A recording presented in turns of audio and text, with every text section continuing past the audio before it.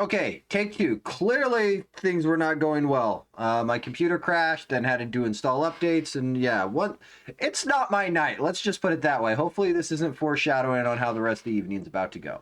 So, I think I'm fired up. Definitely fired up about my computer. But, okay, let's try some things. One, Gcon. I mentioned this last time.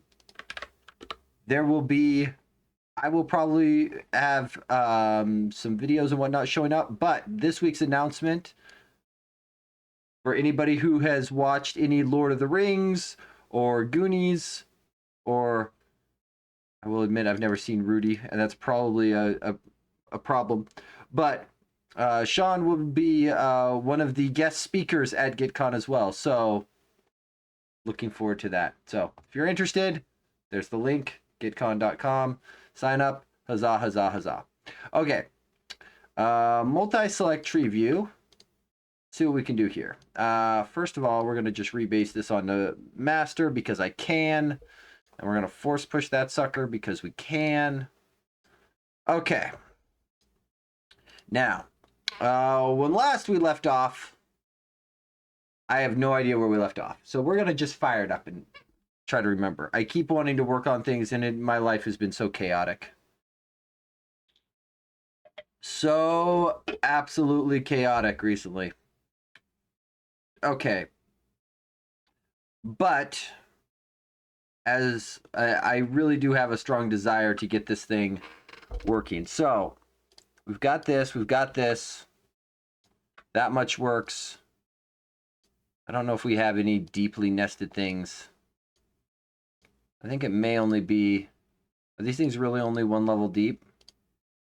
Yeah. Okay, so the next thing we wanted to do was we wanted to drop these guys. I think that was the thing we were going to do, is we were going to drop these little arrows in the case of doing this. So real quick, for people who are unaware, the built-in TreeView inside of WPF does not support multi-selection, which is problematic.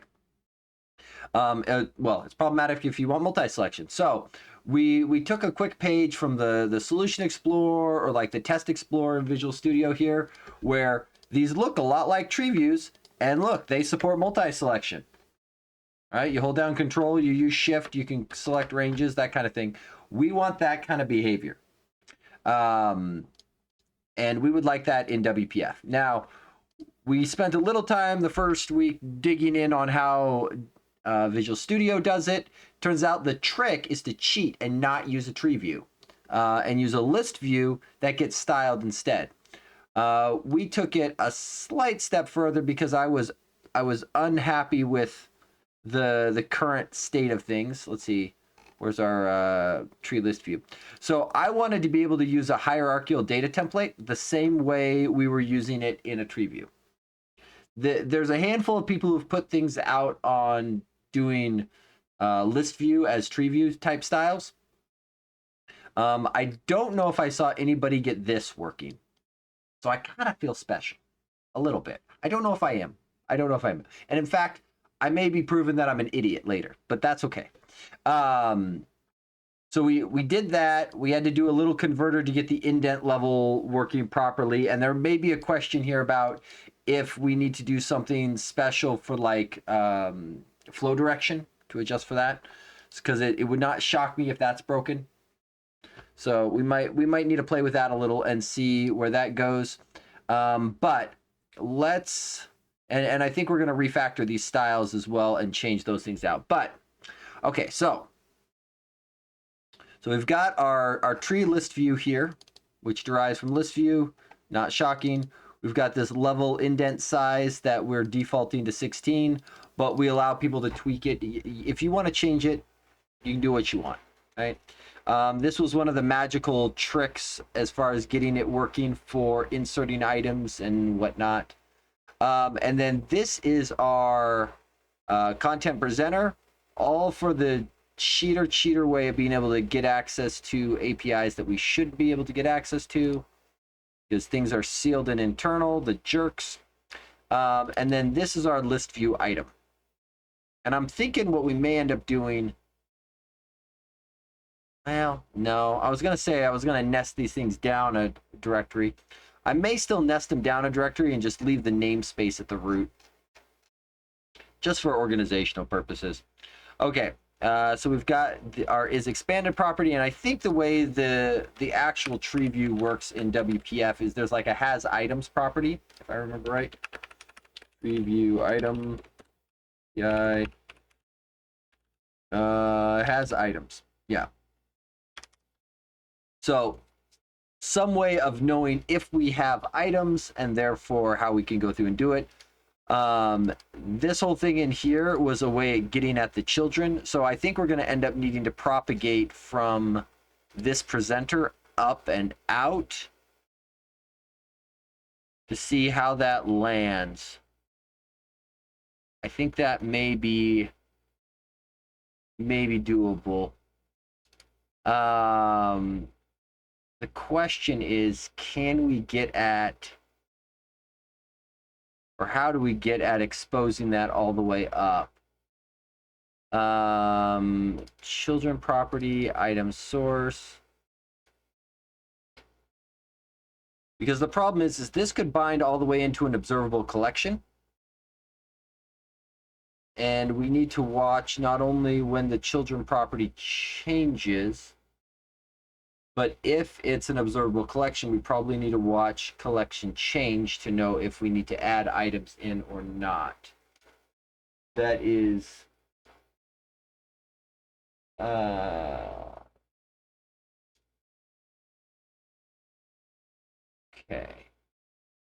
I'm thinking before I leap, let's think this through. So the cases we need to be concerned with are the children property gets changed to a different collection, or the children are a observable collection and they get swapped out.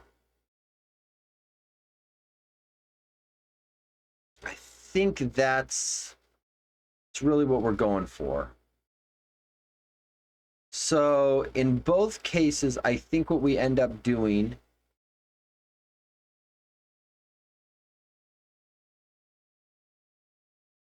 is we watch this guy, because this guy here is going to have a hard reference to being able to get the children. And I think what we want to do, where does get children get invoked? That's for only one spot. Item expanded changed. Because this goes and looks up the children to know if they had any. So the very fact, so we want to do this before expansion though. So I think what we do is this guy's going to need some sort of event.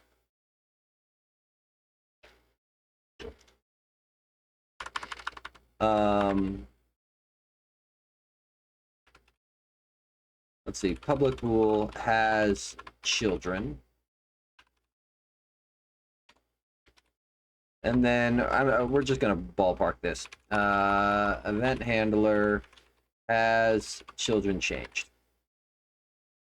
Make you nullable. And then we're going to register up here. So, hey, write some code for me. On ChildrenChanged. Okay. Auto code. Jen made the method. Thank you. Thank you. You're doing much better. Okay. Block body for this. So if e.new value is IEnumerable of object, nullable object, enumerable, and then we're going to need to check if e.new value is I notify collection changed. I notify collection changed. Really like that abbreviation, but we'll do this. And then we'll probably need something like if e.old value is I notify collection changed. Old collection changed. We'll just rename this. Collection changed. That's better. Okay, so if this goes there, we'll do something like that.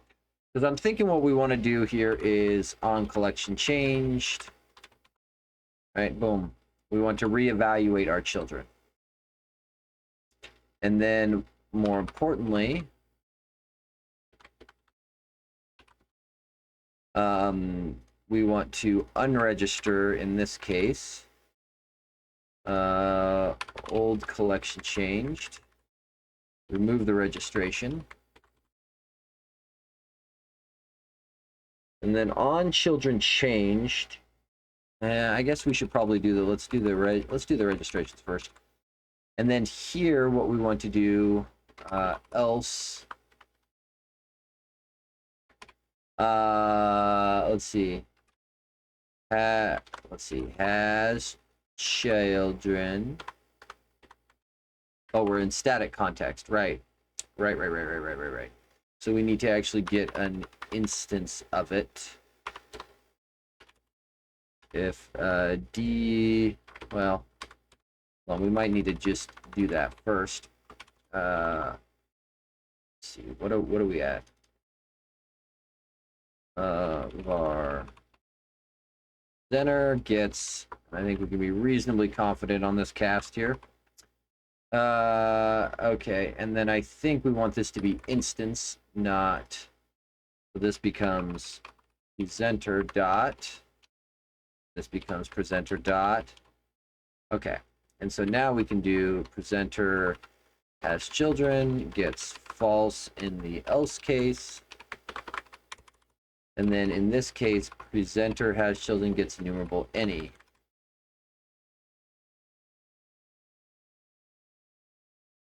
That works, I believe. And then as children gets children dot any. We'll do that. It's really, we shouldn't be getting the null case here, but the compiler doesn't know it, and I don't really want to just blindly suppress. We'll just handle it. Okay, so now what we want to do is probably fully implement this property. To full property, please. No, don't be dumb. Be dumb. Put an underscore in front of it. Thank you. Good Visual Studio. Okay, so the whole reason for this is I believe what I would like is this guy here. If has children is not equal to value, go ahead and finish that for me, Copilot. No? You threatened it. There. Thank you. Okay, I think I kind of like this. This follows the iNotify property change pattern quite a bit, or it looks very similar to it. In fact,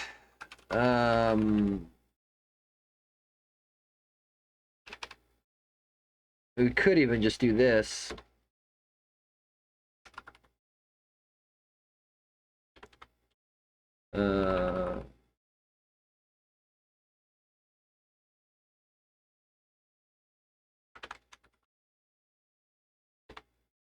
We could do this.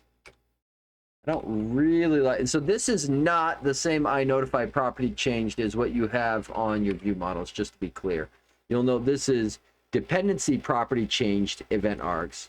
So this is specifically to propagate up that.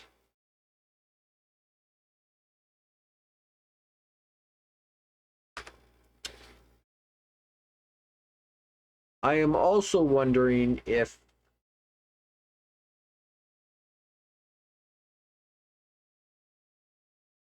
no, I think this is fine. Like, it's going to take a very special case for this to fall apart. Okay.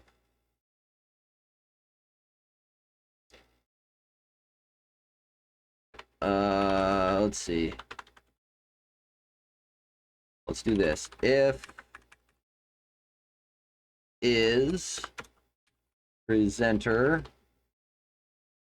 and then we'll do, you're not going to code it for me, Copilot? Come on, this is easy mode. No. You were doing so well, and now you're not.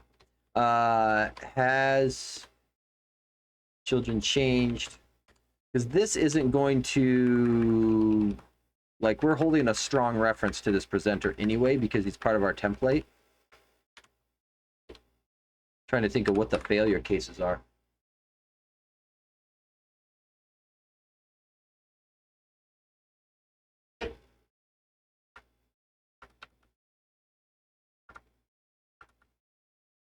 I mean, I don't think it's likely that we're ever going to hit this multiple times.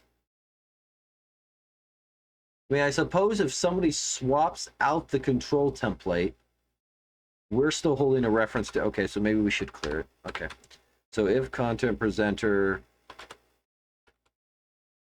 old, presenter, we're going to do this maneuver.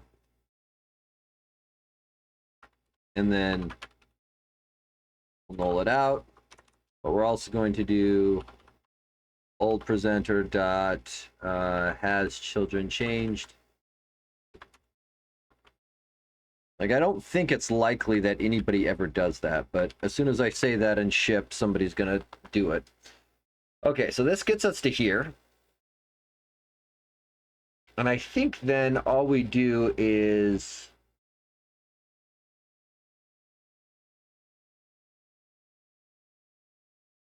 we set up has children.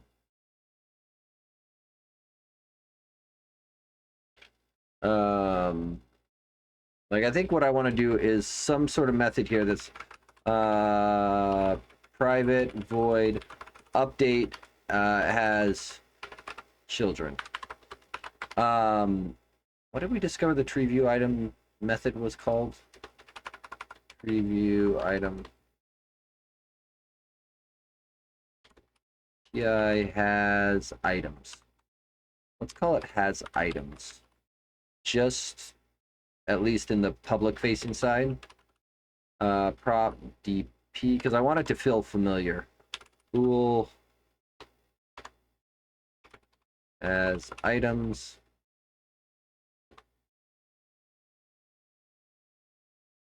And then TreeListView item. This will default to false. Then do something about like that, about like that, about like that. Okay, so set current value, has items property, and then we want to do, yeah, something like that. And then this we want to invoke from here. And then we also want to invoke it when the template is first set. But we can be mildly intelligent and only do it when this is set, which is probably going to be true always. And then we come over, oh, we're still debugging. That's probably why we're getting some crap IntelliSense. Okay, so TreeListView. Collapse you, I don't care about you. So the TreeListView item, there was a trigger down here, I believe, if I remember correctly. Yes. Trigger has items. That's now a thing that exists. Did I call it has item or has items? Has items. Okay. So the designer just needs to catch up. So let's see.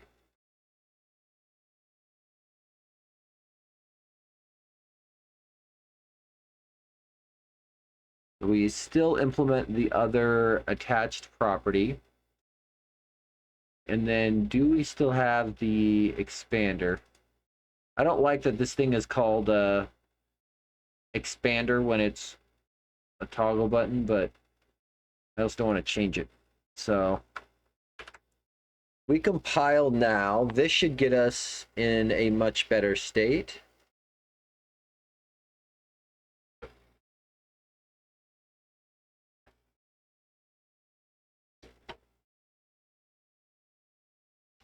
Okay, let's take a look at that and see what that looks like. That should get us the expander adjustment.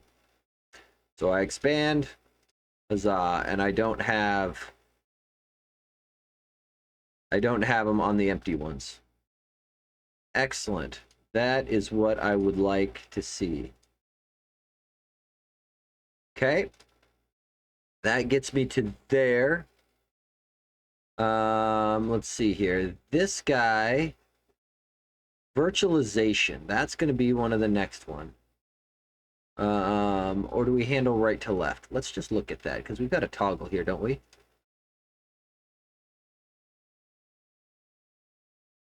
Actually, you know what? That's pretty right to left handled.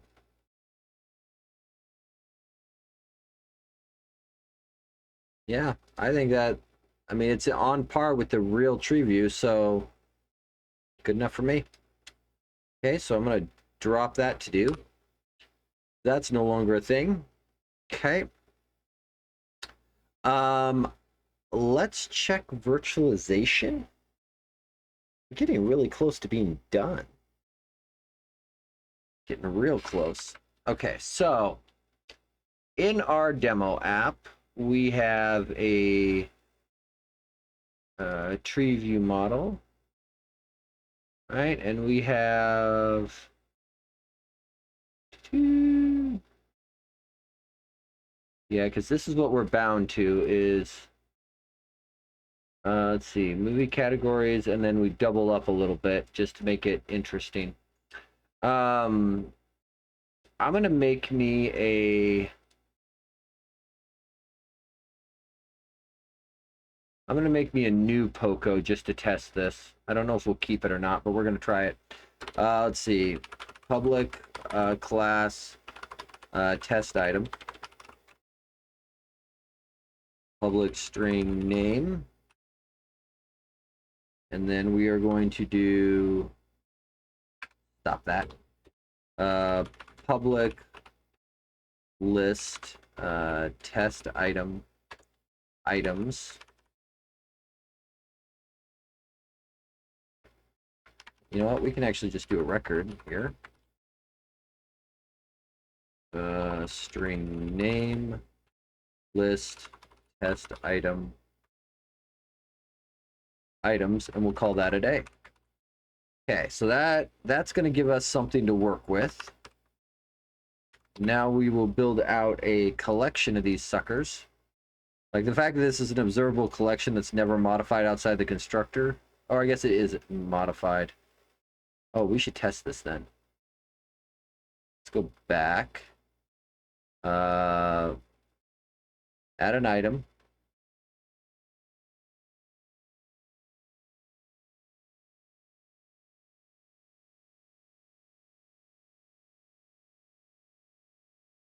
Oh, so these ones aren't updating properly. This should have triggered.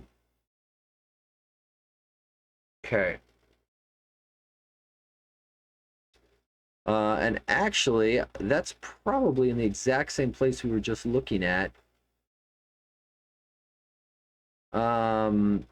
This should have changed. Let's test this because I'm willing to bet.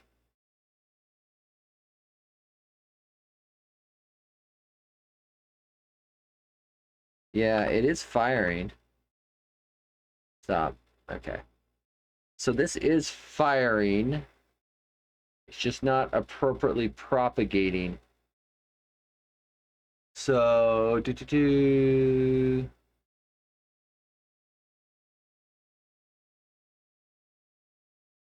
So we need to propagate up when this collection changes. And we actually need to propagate it all the way to the top, don't we? Let's see, because we do item expanded changed. So we need to deal with item added to the collection and item removed from the collection. Yeah.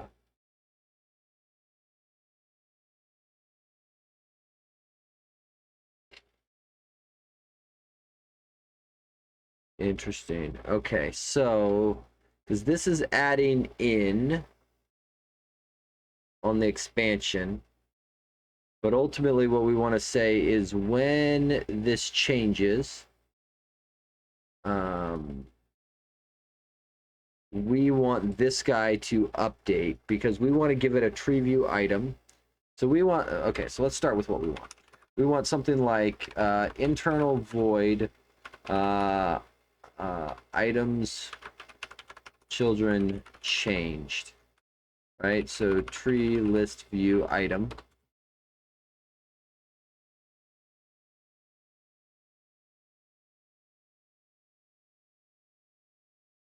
Because we need to find all of the direct children in here, remove them, and re-add them. I think. Why are we passing is expanded?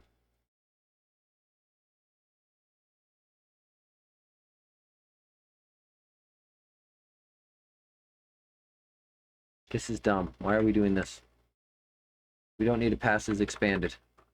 Item has that property on it. There. Makes that easy. Okay. Now we need to deal with the items changing. So, in order to get that, an item's children are going to be directly after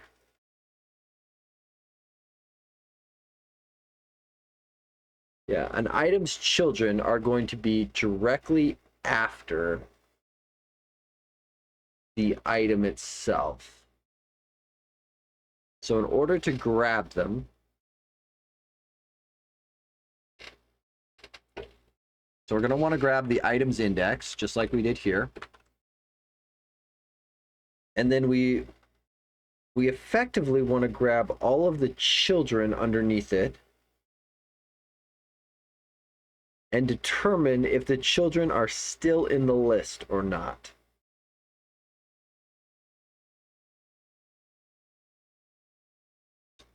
Yeah, so I think we want to do this. If item is expanded, because if it's not expanded, we don't need to do any of this. We're going to bring the children inside. Because if the children's change on an item, but the items collapse, no one can see the item, so we don't care. And in fact, this can go inside too, because we don't care. Then what we want to do is we want to get the let's see, int items level gets item. So we want to get the current item, and then all of this node's children are the subsequent items where the index is item level +1.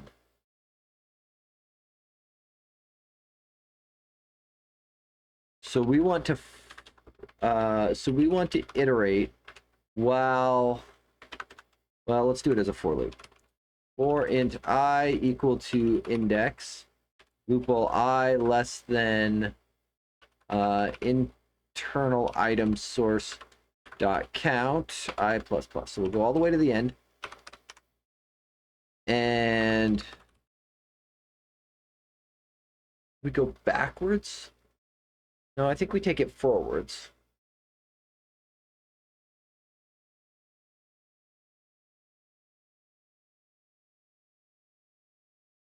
Yeah, because we want to effectively move things around inside of our internal item source to match the new state of the collection.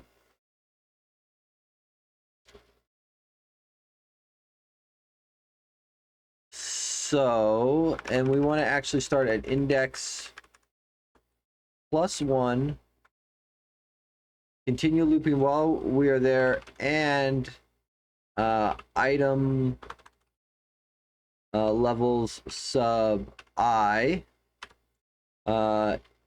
equals I think I want to do this item level equals item level +1. So while I'm iterating over nested children, keep going or until the end of the list. Okay. So we get to here. Now we are immediately forced to look at the item here and go, is this the same? So let's see.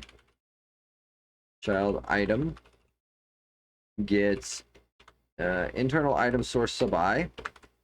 So if we want to know, oh, we want to be careful here though.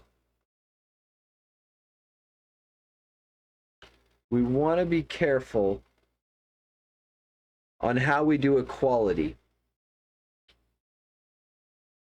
We want to be very careful on how we do equality. Do we want it reference-based or default equality-based? If I have 2 records in this collection, I think we want it reference-based. I think we want it reference-based. Well, I'm trying to decide, because one option is we could literally just rip through this collection, dumping all the items and adding new items in their place. But I was going to try to be smarter and make as few collection changes to internal item source as possible.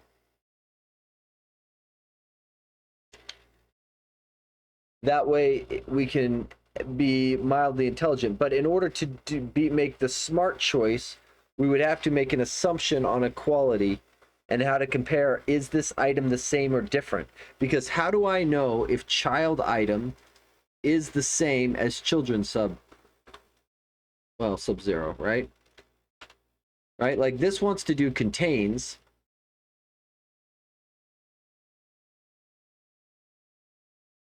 And clean it up, but I don't think that's what we want. If we dump and recreate, how bad is that? I'm wondering if we actually want to do, if we want to block collection changed here.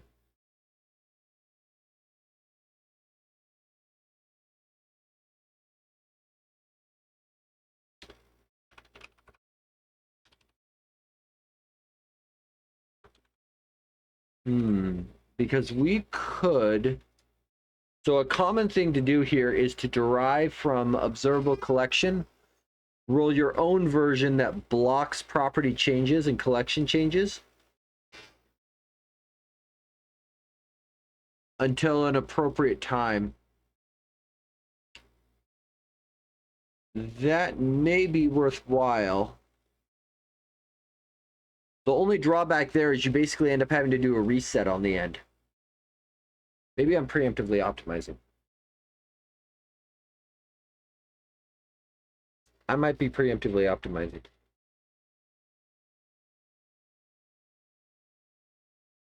We might be preemptively optimizing. Okay, so let's back this up. Int children index get 0. Actually, what we're gonna do is we're gonna just do this, and then we're gonna do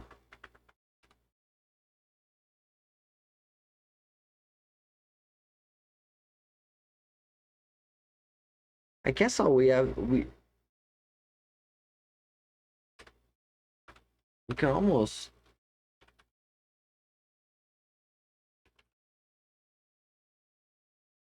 trying to decide. So while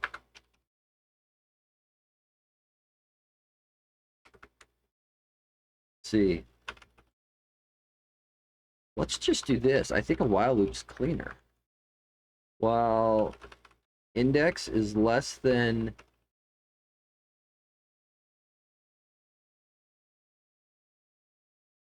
oh, we've already got index. Index plus 1 is less than internal item source count. And I think we can just do, I think we can literally just do this.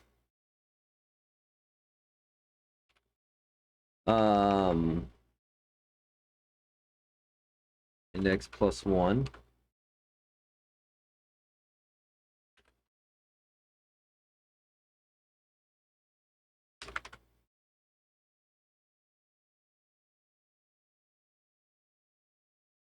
This needs to be a count. I think then what we do is we literally do this.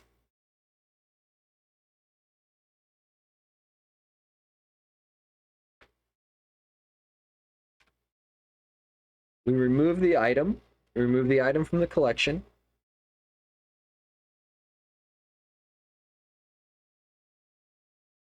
And then I think we do this. And we insert the items. What's wrong with that? I don't think anything. Now it's slightly wasteful because we may not need to do all these removes and adds. For example, if one item is added to the end of children, we really only need to propagate up an add. So there's definitely some optimizations that could be done here. Make it work, make it right, make it fast. Make it work, make it right, make it fast. That's what we should do. Okay. So we want to propagate here. And I'm wondering if this event should really just be ChildrenChanged.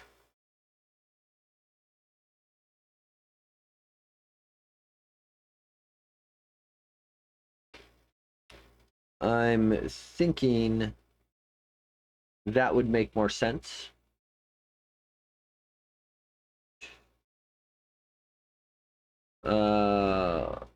Let's do this. Private void on ChildrenChanged. And let's put this logic into here. On ChildrenChanged. On ChildrenChanged. We don't need to do any of this stuff. This is going to be presenter. And then we will do, rather than having this be a thing, we can just go down to an auto property now. And then that goes away, that goes away.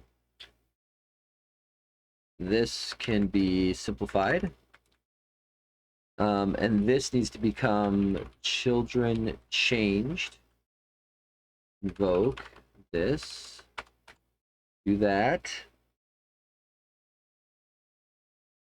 Is that will be raised whenever the property changes or it's an observable collection and the collection changes.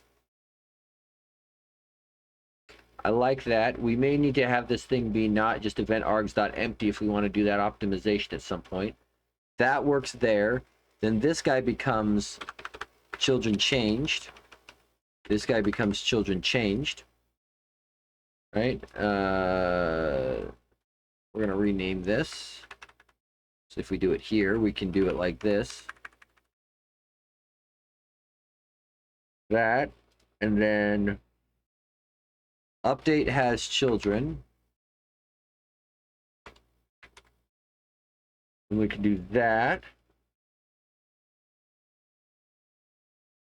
And now, when we hit the add and delete buttons, they should work.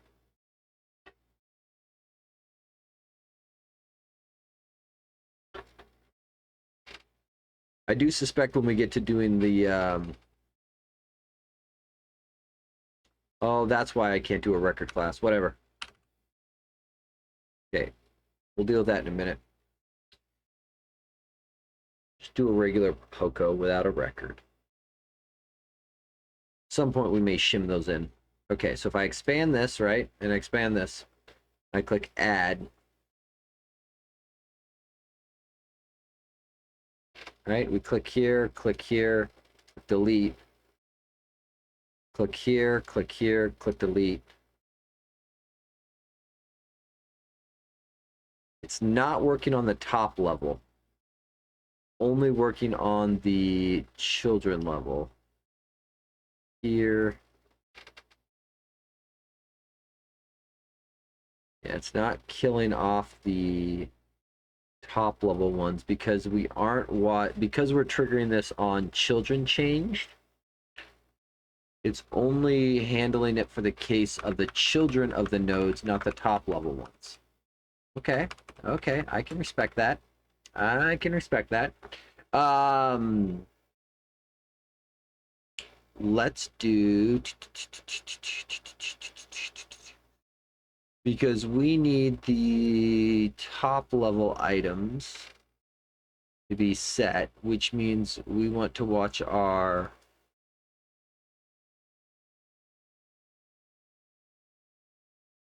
we want to watch our coerce items source here.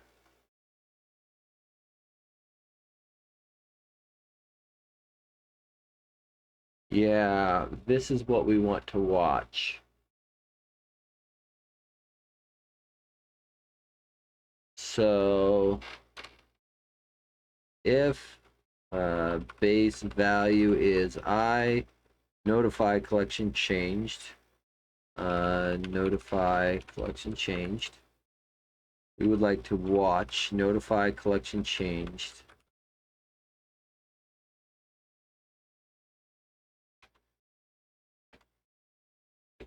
Let's see. This should really be called item source.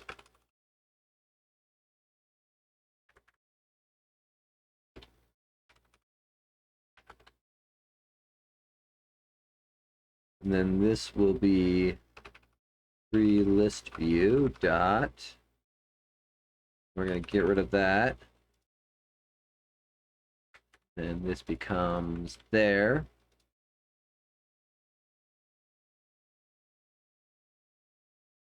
We almost don't want the coerce. We want the property change. Yeah, because we're going to want to unregister too. So we actually want to set this up differently.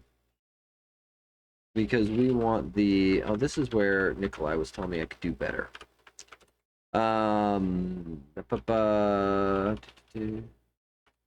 Change callback.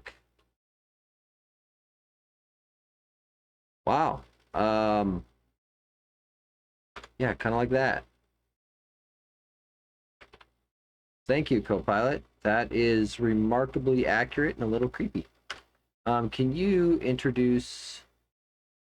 I'd like to promote you to a real method, but you know what? This is good enough for a test. Oh wait, I have the method, but I'm not doing anything with it. So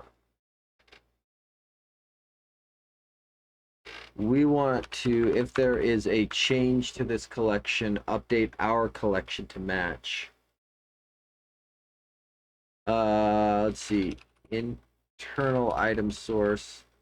Like I want to just apply the thing. So e.action. I mean, we can kind of do this. Kind of sucky, but add, remove, replace, reset.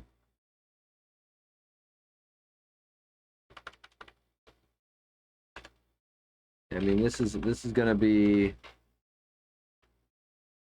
kind of a pill, but let's go ahead and head down this path. So if it's an add, internal item source, or I guess I want to do an insert.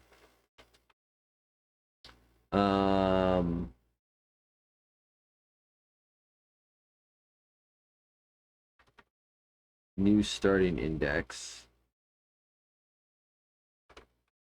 So for int I equal to e dot new starting index.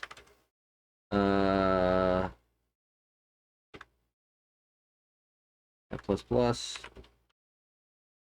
Actually, I guess we're gonna do 0 and e dot new items. Hey, JC, welcome. I am having a day. We'll put it that way. We started the stream off with my computer crashing. That was not a great start. Let's see. Internal item source. no, not add. I need to quit doing add. Insert. So I want e dot new starting index plus I, and I want e dot new items sub I. That's what we want. Want a distraction? Sure, hit me. What you got?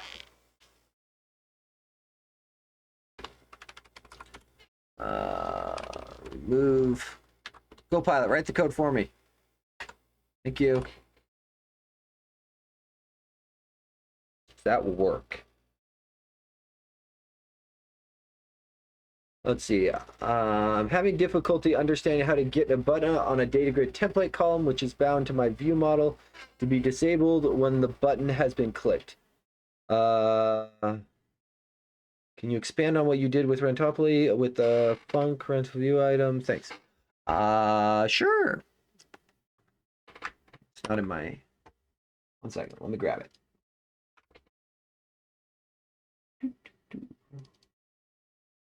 So, small detour. Small detour. Okay. Let me just make sure. Do I have Rentopoli open? Open repo. That one.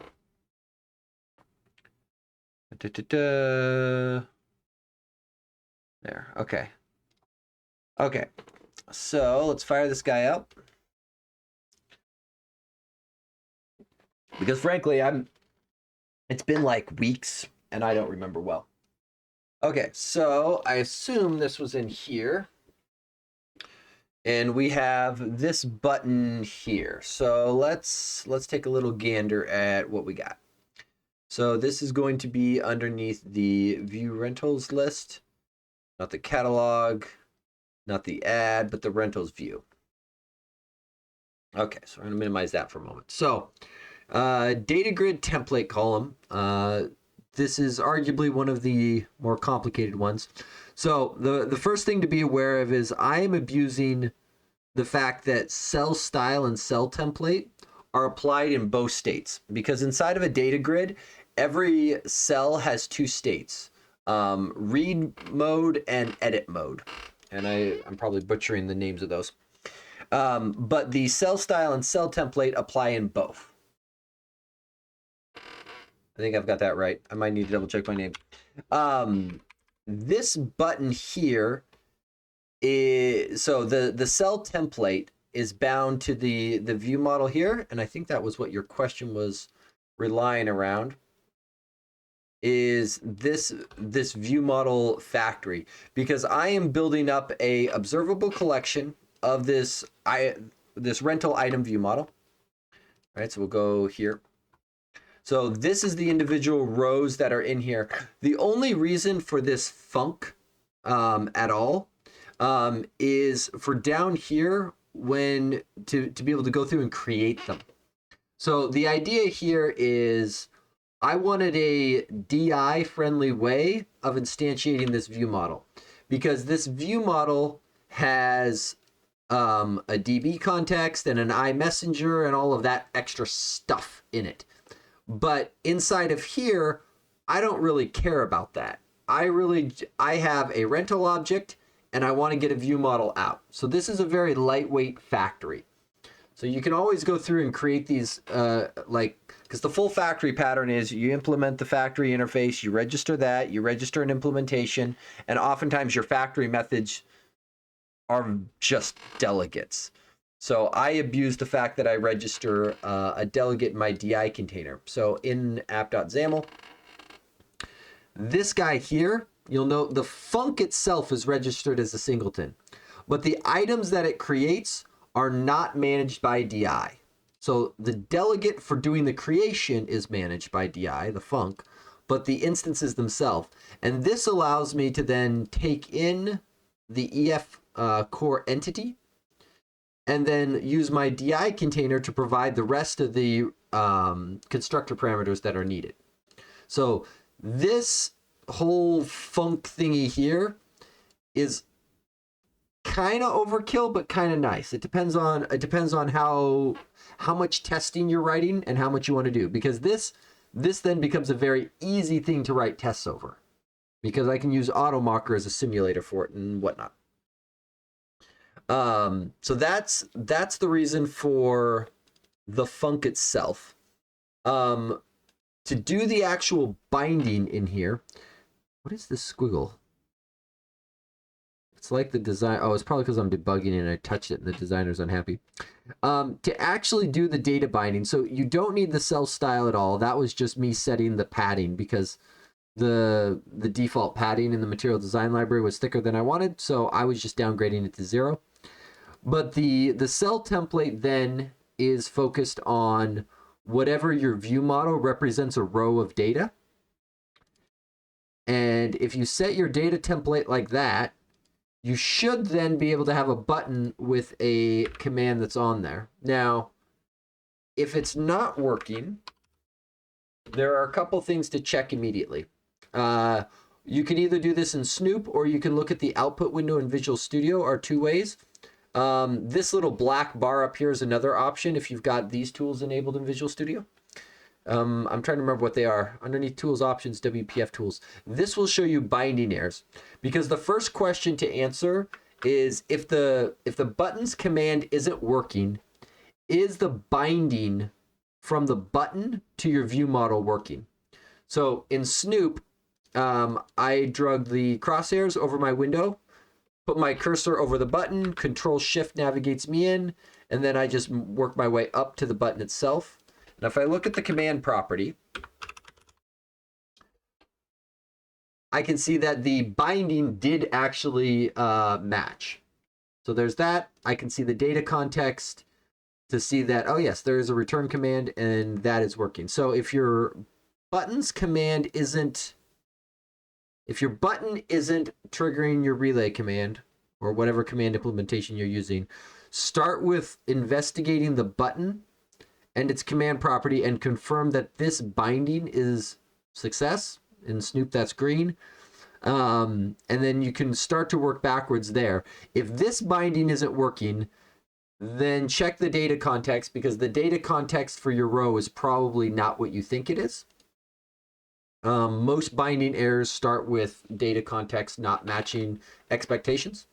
If the binding is working, then I would be looking at your view model, specifically around the CanExecute, because if the button's disabled, it means the binding succeeded, but the CanExecute method for your relay command returned false. So if the button is disabled, it likely means that the binding for the command worked, but CanExecute returned false. And then you can start putting breakpoints in wherever your CanExecute method is and evaluating why that returned false. It could be that you're just missing a call to like notify CanExecute changed. So for example, on what is it? This returned command. So with the MVVM toolkit, they have a method on their relay commands for notify CanExecute change. So sometimes all it is you're missing a invocation there.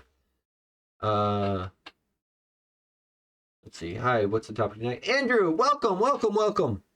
Mostly the multi-select TreeView, but JC threw an interesting question, and so I've rabbit trailed because rabbit trails are fun. Let's see. I've managed to bind to the main view, not to an items view. Interesting. Okay, so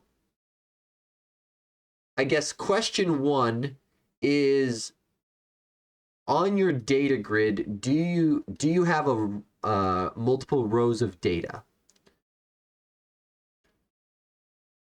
Because it may be worth backing up then to your data grid and taking a look at the item source and evaluating if that binding is working correctly.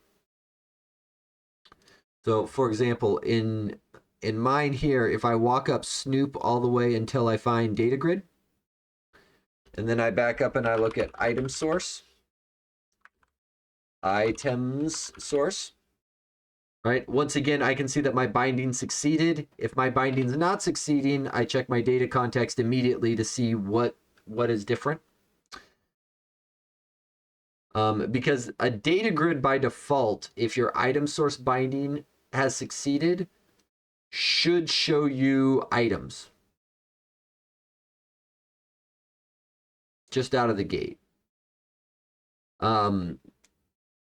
Mostly because the default behavior of this auto generate columns is true.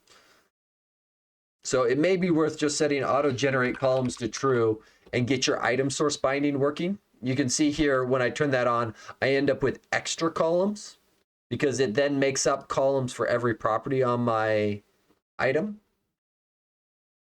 And then also immediately throws binding errors, which is exciting. I can only assume that's the designer being dumb on me. Or it could be the fact that I have Snoop attached.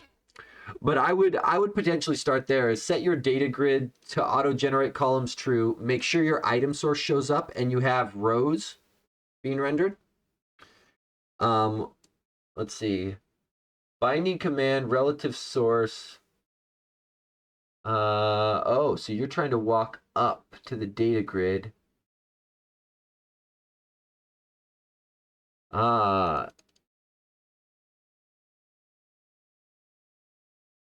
Relative source ancestor type can delete comment. Oh, okay. So couple things here. So you've got your command sitting on the parent rather than the child. And then feeding a single item all the way through. The other thing that's a little weird is your is enabled portion. In general, if you're binding a command, you you likely don't want to actually bind is enabled directly, because is enabled is going to be controlled by the command, not by the data grid. Though most of this should work. Here, demonstration. Whoop. Let's just close this. So for example, I'm going to comment this for a moment. So if we do something like this, where we work our way up, this is fine, this is fine, this I don't think you actually want. So the idea here then, if I go and create a delete comment command on my top level object, meaning the thing that has rentals on it. So if I do relay command, private void, let's see, on delete comment, and then I should be able to grab item, because that was the command parameter, I believe, that was being sent. See, so this will go up until the first data grid, grab the data grid's data context, bind to the delete comment command. I just want to make sure that I've got that. Okay, so this should work, and we should, when we click the button, we should see this come through. We should see this come through with the individual item. I believe that's what this should do. If not, we'll get a quick debugging lesson too. Okay, so we come here, we go view rentals because of our task delay. Okay, so we've got a print button, and it is enabled. If I click it, I am now on my parent view rentals view model, and the item itself is, I don't know if that's visible.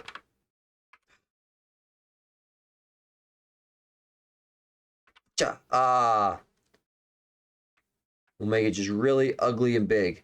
It is the SDF bit in there, so it is passing the item through. So I think most of what you have is good. I would drop the is enabled portion of that. That will probably take you a long way. If you wanted to disable, right? So the CanExecute, right? So if we did private bool can delete comment, rental item view model item, and you should spell bool with a B. That's very, very important. Let's see, name of, boom. Do that, and then correct number of closing parens. And then this guy will be, you know, item, I don't know, return false. Let's see. You know what? Here's what we're going to do. Int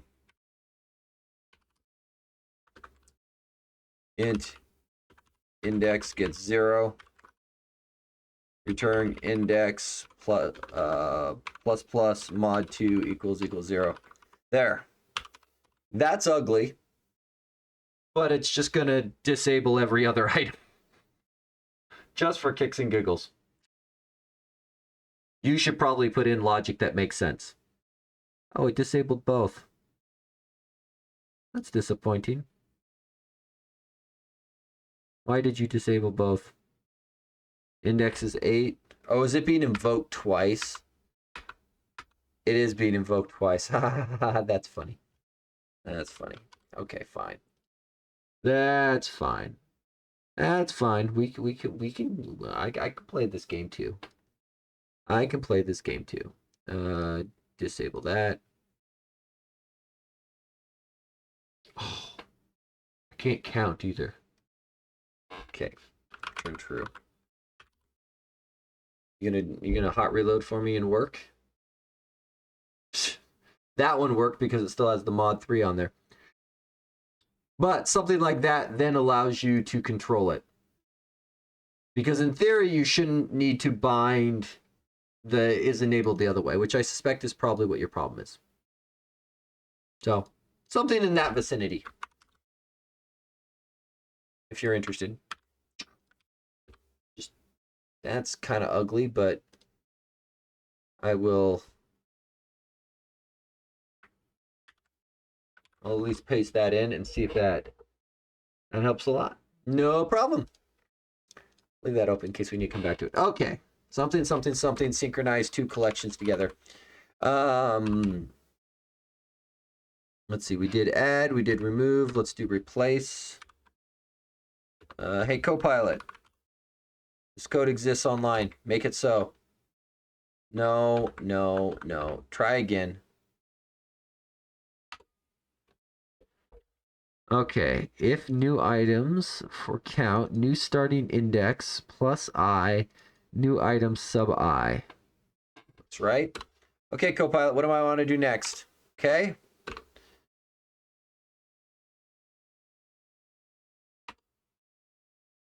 It's pretty good. Now what? There. Okay, what am I thinking now, Copilot? Yeah. Well, pretty good. No. Copilot, you were doing so good. You were doing so... Copilot? Oh. Make a good point, Copilot. We didn't fix our item levels. We will need to fix that.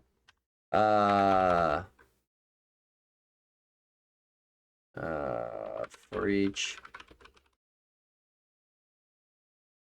let's see. We need the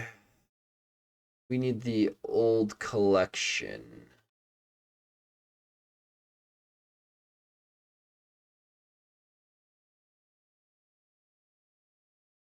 I think what we want to do is sender as I enumerable.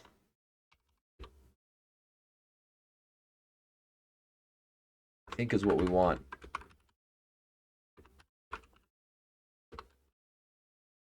I think that's what we want, is to grab it there. Well, item source dot add item. Okay, so we've clearly botched something here, though. We've clearly botched something. So specifically what we have broken is we have broken the ability to know, well, to keep these things in sync. And I think this was going to be another case where we might want to just... This might be a good argument for...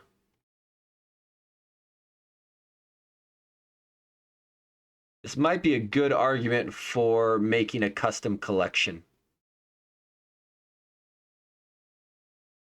It's real tempting. Because then a lot of this goes away and we don't have to deal with the synchronization of this. I kind of like that idea. That way on adds and removes, we can control all of that. I think that's a good idea. Yeah, because we can control all of this stuff. I think that works better. I don't really know what to do on set item, though, and move item. Those are kind of awkward.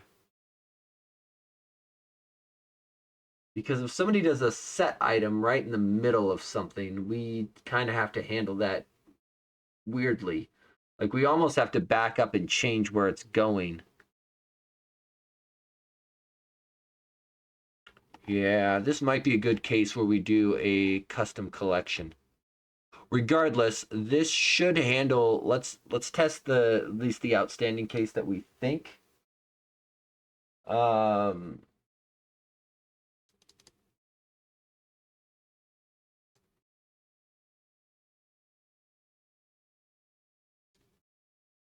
Okay, so before the issue was we click action, we click here, we click delete, and it still doesn't work. Excellent. I was worried it was going to work.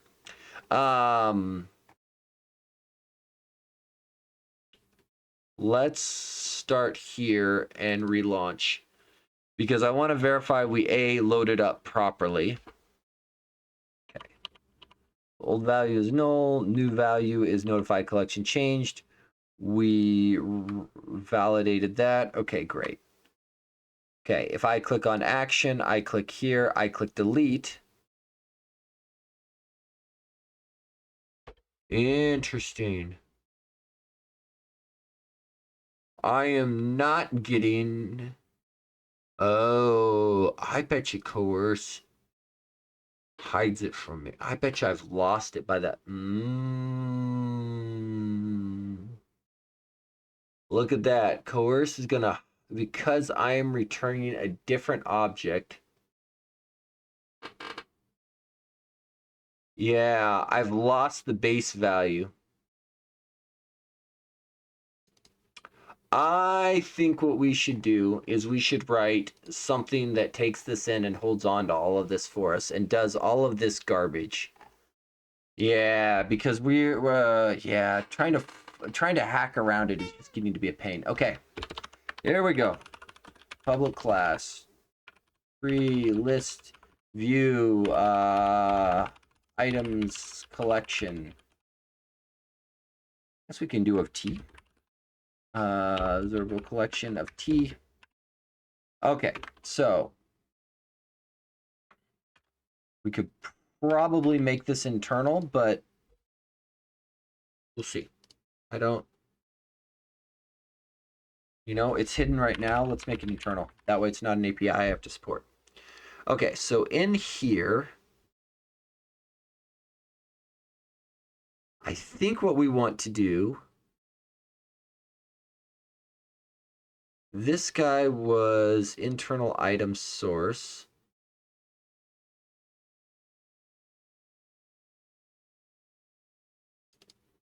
And we wanted to return this through on different assignments because we want to hold on to a reference to this guy.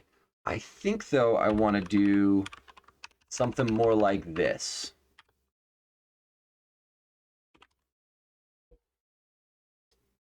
And I think what I want to do is TreeListView internal item source gets new and pass in base value. I think I want to do that. Then I don't have to deal with any of this. I don't have to deal with any of this. And then I just straight up return it, which means this whole thing just becomes a return statement. That's pretty nice. Okay, so step one, we need a constructor, object, wrapped source, I guess. Okay, so we're going to need to do this amount of work here. And we want to do that inside of here. The return dies, that goes away. We don't need to keep track of this. We are going to need to keep track of our levels. That's a thing we are going to need to do. That's fine, but we'll make it an implementation detail. We don't need to clear ourselves. That's not a thing. The items levels aren't a thing. Wrap source, we do need to handle. So we do want to add in items. And we do want to do item level dot add. Let's see. I think we want to do T and T.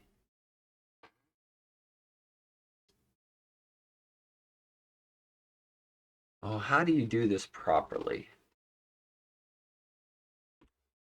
I guess you just don't. You do it like that. And let the nullability flow through. Okay, so that gets us to there. We also want to do this work here. So if we want to do wrap source, is that we want to have an item source collection changed, which is great. And then we want to take all of this, and it's going to come on out. And that's just going to go there. And then we don't need to do anything there. Yeah.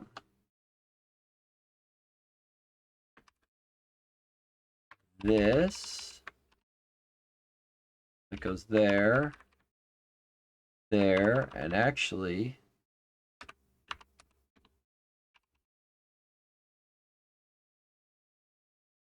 and this is going to end up just being add.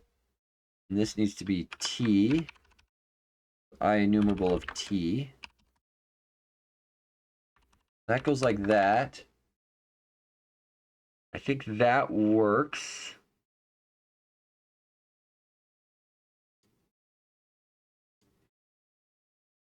And I think we just have to hard cast this guy in here. And what is your problem? Converting null literal or possible.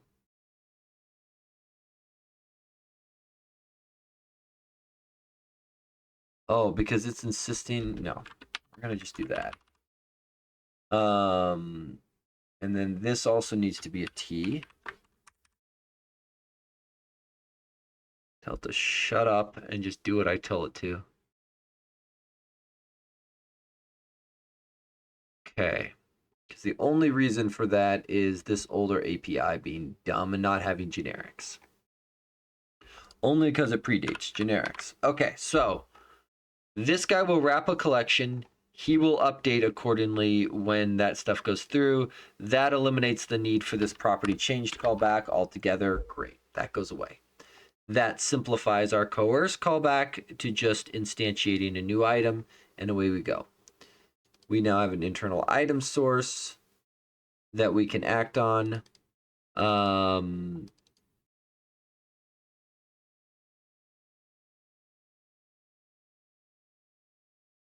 This one here,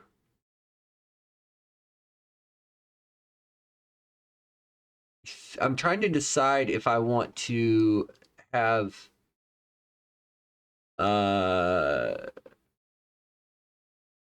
this guy just do the work for me, or if this really needs to live outside. I think so, because the idea here is you've expanded out a TreeView item, but the TreeView item is not a real TreeView item. It's just items in a flattened list. And so we need to insert into our master collection. I think having the inserts and the removes live outside makes a lot of sense. I'm trying to decide how much logic I actually want to put inside of them. And I think I kind of want the outer control leveraging it. Now, yeah, well, that goes there. there, and the item levels are all about to die here in a moment. So, because I think what we're going to do then is get rid of item levels altogether. And we're going to expose APIs off of this guy to get that information back out. Because I think what we want to do is override the...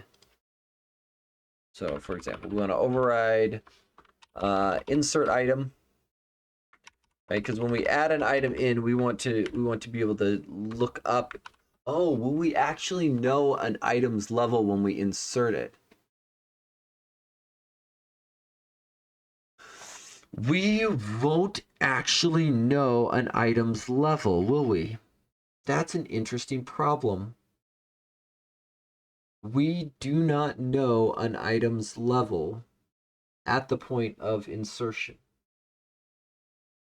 That actually makes for an interesting conundrum on the reset case here. Because we clear it and we re-add the items with the idea that we can figure out their appropriate nesting level, but we may not know their nesting level.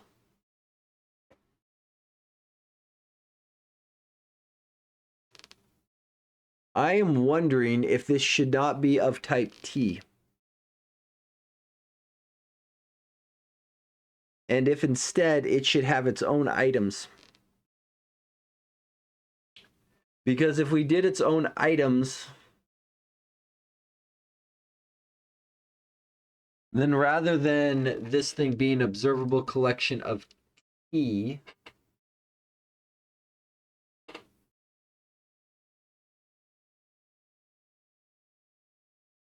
then this guy could actually end up being something different. That gets a little confusing if we do that, because then we have the problem of... Where is it? Where is it? We have the problem of this type of style not working. The consumer really wants to be ignorant of this. Have a good day at work, JC. How do we go about doing this then?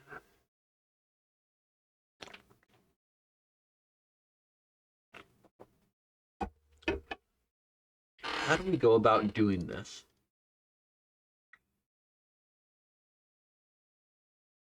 I mean, we could deal with it a little bit in our templates.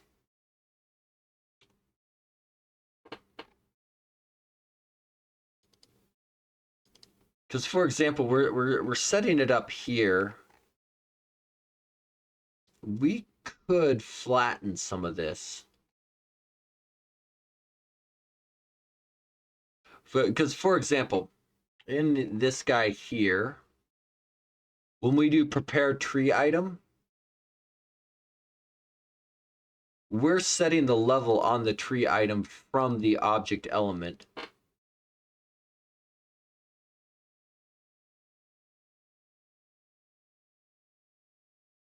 So we could, just trying to think here. We know it's index. And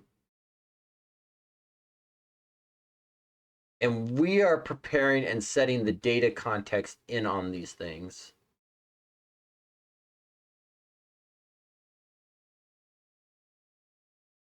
Because we could check and say, okay, if the item is one of ours, then we reach inside and grab what? That's probably not a bad idea, because then we can handle it that way and we don't have to worry. I'm really trying to avoid having to do equality on T, because I do not want, like, records are too common now and are too problematic.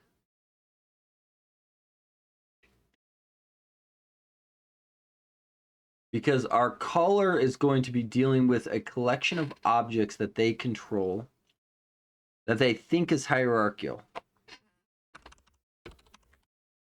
Okay. Let's view items collection item of T. internal class. This just cements my thinking that this really needs to be a very simple public T value, public int level,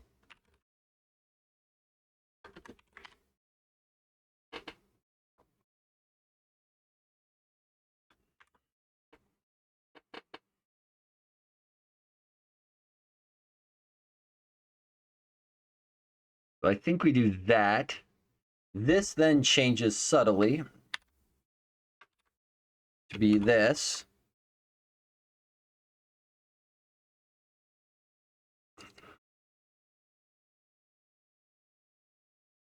This guy probably needs a constructor.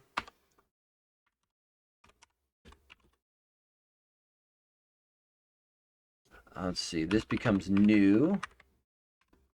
And then we don't care about that. Probably make this a little more obvious because I don't think that target type new is very obvious in that case.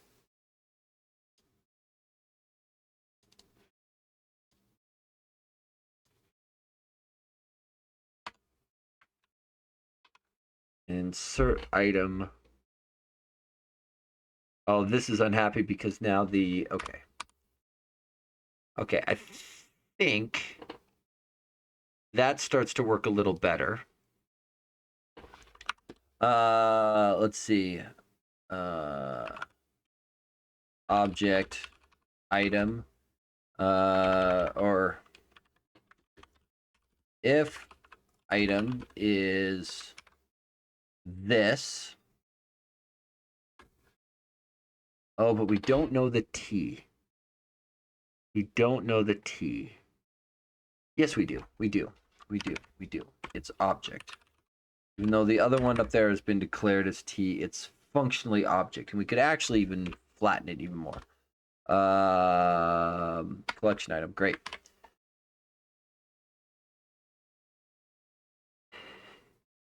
And then this becomes,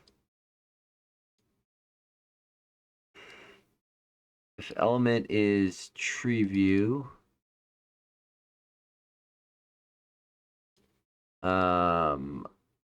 I want to know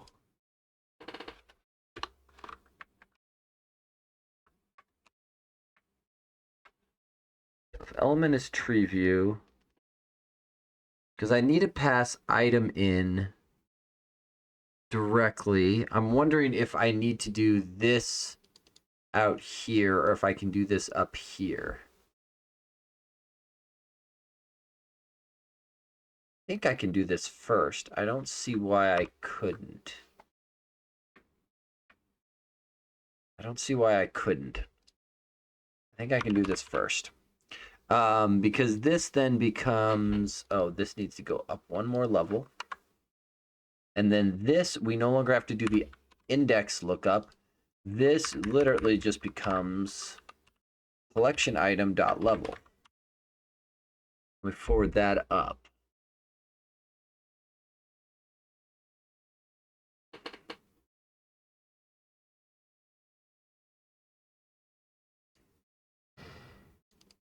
Yeah, okay. So now what we need to do is we need to give ourselves some overloaded methods. So I would like an insert method. Let's see, public void insert, int index, t item, int level. And then this is just going to be a convenience method around the actual insert call so that I can do index, new, and then item level. Just going to give ourselves a nice little bit of convenience here so we don't have to think too hard. I don't want to focus too heavily on needing to change that. So this now works. This was doing, I want this item level index +1. So this was getting the index from the previous one. So what I would really like to do here is int parent level gets internal item source get level, and we want to do it from an index.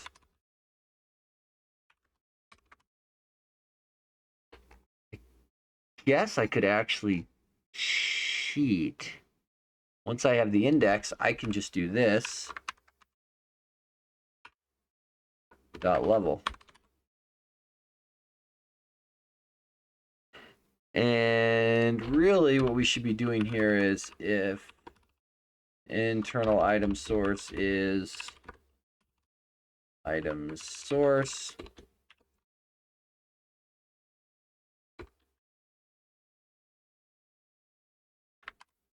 we'll do that, and then we can do item source there, pull that out. So this is going to be this, and this is going to be parent level +1. And then that goes away. And then we don't need to do the removal at all, because removing an item from the collection is good enough. And then we don't need the null checks anymore, because those are guaranteed safe on a local member. Because local members are thread safe by definition. So once you've got it, you don't need to do anything else. No one can null this reference out inside of my method. It may take away the item source property, but that doesn't matter. I'm acting on something different. Okay.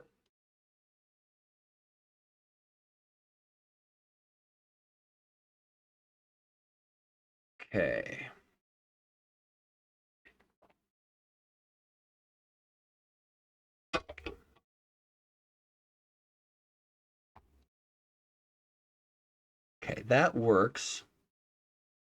Okay, ChildrenChanged. So this is an item source, internal item source is item source. Do that. So once we have that, we do item source subindex.level. And what we do here, we grab the item at index +1. And while its level is equal to item level +1, we can remove from item source. That works. That goes away. And then here,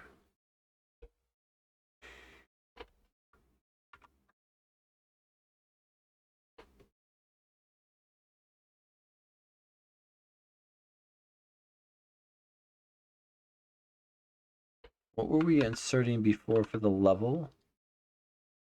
The parent level +1. So this just becomes item level +1. Okay, so that goes like that. That goes like that. I'm really itching to write some tests, because this is killing me. Let's see here. So this is right. So this will be problematic, because now on the add, I have to create a new item that takes the T. Okay, so that goes like that. Replace. So I think if we're replacing, we're going to assume that they're at the same level.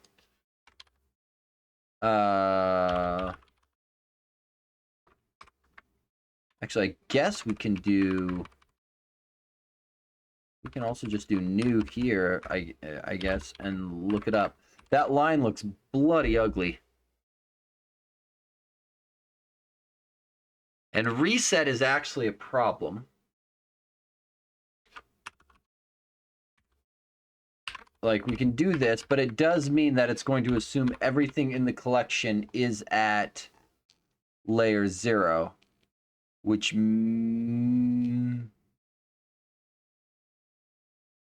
I guess if the source collection changes, everything would be at layer 0. That actually might be okay. That might be okay. Okay, so that gets us there and gets that working.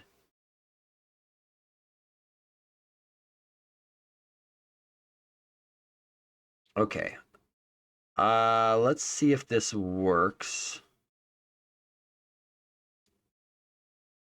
Flatten this up. Expression body the member.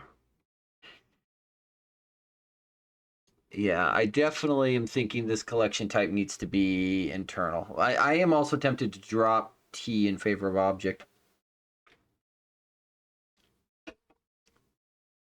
But we'll leave it for now. Okay, so I click action, I click button, I click delete. Huzzah. I expand comedy, I expand comedy, I click comedy, I click delete. Okay, that's a problem. For example, when we remove it,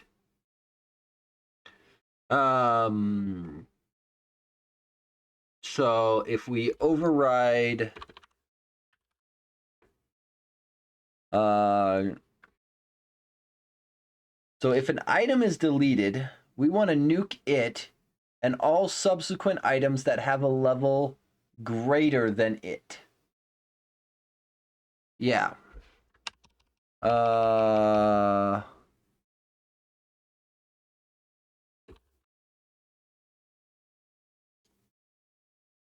Okay, so we want to do this. So let's see. Var current gets this of index. Right, so we want to do that. And then current level. I don't think we need the whole item. Level.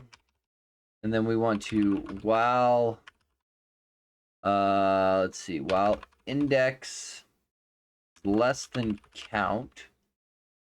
Yeah. And level is greater than current level. Remove index. Thank you, Copilot. You're freaking show off. You are a show off, Copilot. But thank you. There are times I am convinced Copilot listens to my microphone. Which is why sometimes I have to just say, Copilot, can you guess what I'm thinking? Because I'm not going to say it. Okay, so we will do the same thing. We will expand, we will expand, we will click, we will delete. Now it appropriately removes. We can do here, we can do here, we can delete the first one. Kind of hard to see.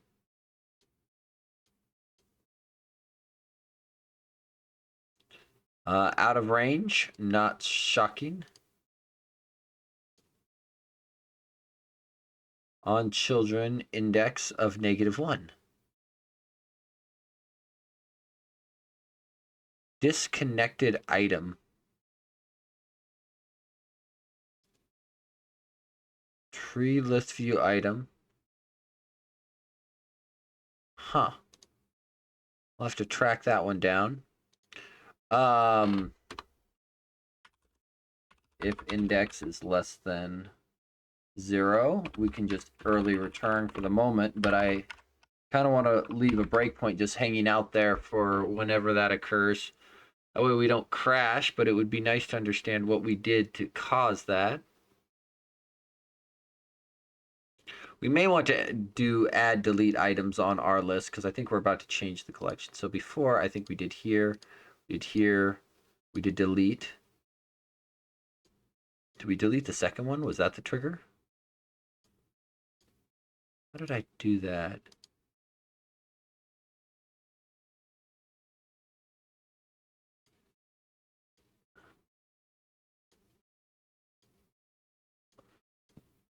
I was deleting. Did I do that? I did something that managed to delete it. Item. ChildrenChanged. You're a disconnected item. Show me your call stack. How did I get here? ChildrenChanged.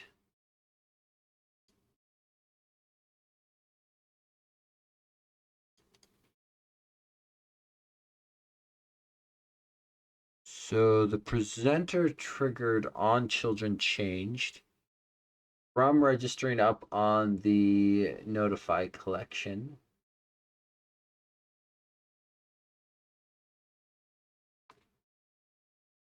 On template changed. I'm wondering if it's here.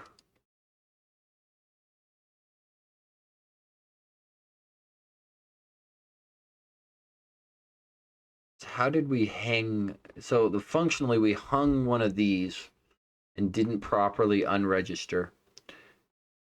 I would have expected clear value to have done it if that were the cause. Because we came through here, sender, movie. It's completely randomly generated. Great. So how did we... So the new one got added. All stack, where did we come from? So we did that. Came into here. We triggered the add commands delegate. Great, fine. The add command is doing movies. Add, which is going to trigger there. Which is going to trigger the collection changed. That triggers collection changed on a list, which we did register up to. But we here, at this point, if we look at our locals, this is a content presenter whose content is disconnected item.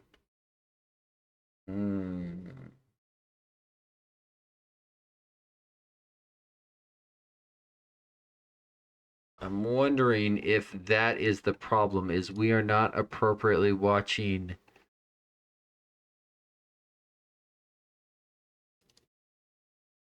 We're watching template changed and binding this. But I'm wondering if disconnected item doesn't appropriately trigger here.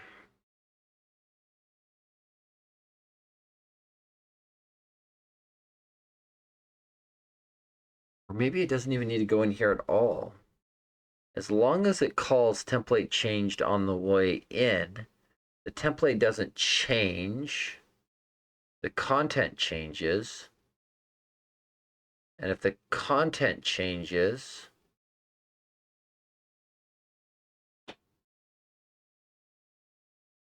because this guy here is watching for children, but if the content changes, I would expect the binding to update properly.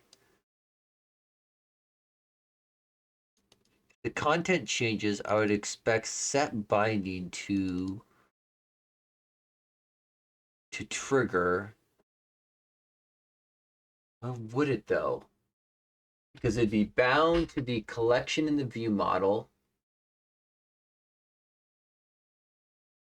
And it would be targeting this one here. As far as it's concerned, that's still valid. View model into dependency property, which is what children is a valid binding. The content's been disconnected.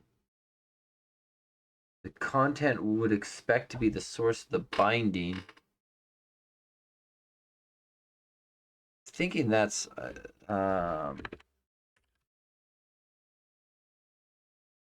Let's see, on content.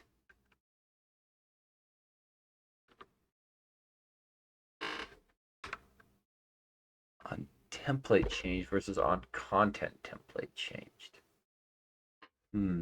I want to catch this here. On, is there no content changed on a content presenter? What? What?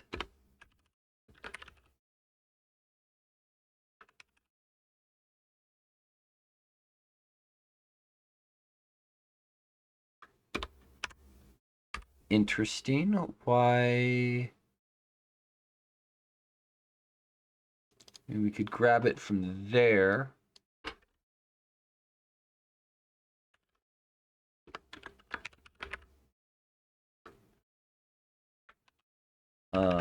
And we're gonna grab it here as well, because I want to do a, well, may not be worth chasing this too deep, but we know there's a bug in here that will need to be addressed. Okay, there's going to be a bug in there to address, but I'm wondering if we change our data model on the UI first.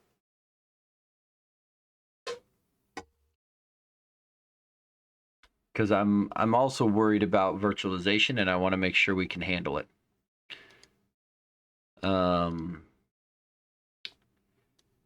I think what I want to do is here, because this is inside of a XAML display, grid row 3. Let's go to the top. Grid row 0, 1, 2, 3. Doesn't seem right. I'm looking at the wrong thing. I must be. Grid row 1. Let's see. Row 1, and we're going to set a max height of 450. That way, as we get more items, it doesn't want to trigger a scroll bar. 250. I'm going to go with edit and continue is lying to me. That has to be bigger, right? Let's just check. I'm willing to bet it's just the editor not being friendly to me. Let's go here. Let's go up to TreeListView. Yeah, actual height, nearly 500. We're going to just restart. I did set max height, right? Yeah, max height. Grid row 1. There. Now if I do this, do this, do this, do this. We're just going to do add, add, add, add, add, add. Okay. This is not scrolling appropriately. What have I done wrong?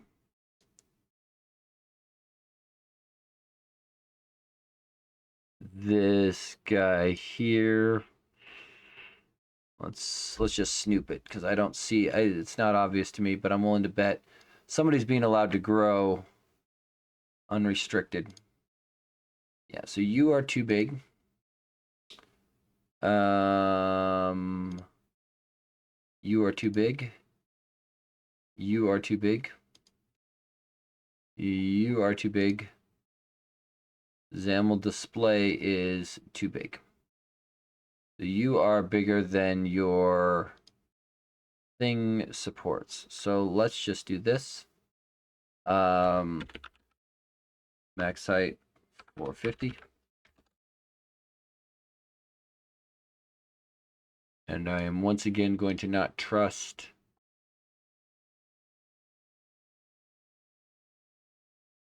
my XAML display because something is lying to me. There, now we've got a scroll viewer. There, that's what we were going for this whole time. It's just want a bloody scroll bar. And I want to be able to add up a bunch of items. and I want it to scroll nicely. Okay. So that handles that. Now, on the view model, I would like to create a metric ton of stuff. Okay. So we wanted something like this. And we can't do records because we still target older framework, blah, blah, blah, blah, blah. Okay, so public string name, get public list, test item, items, get. Good. Okay, so I'm gonna get rid of this, get rid of this, get rid of this. Down here, or we're gonna do string name, enumerable test item, items. Let's see. Hey, Copilot, write some code. Come on, Copilot. I believe in you, Copilot. Thank you. Okay, so now what we'll do is in our constructor, we will make a new observable collection. Actually, it doesn't even need to be observable. Actually, it does. We want to do add remove commands. Test item, tree items. Okay, and then what we are going to do is make you new. Now we are going to create a new random. Jared, how you doing, buddy? You actually have to give it a type because that is not how target type new works. And then we're gonna go, let's see, for int. Let's do this because we want to generate like maybe 1,000 top level items. Or int I equals 0.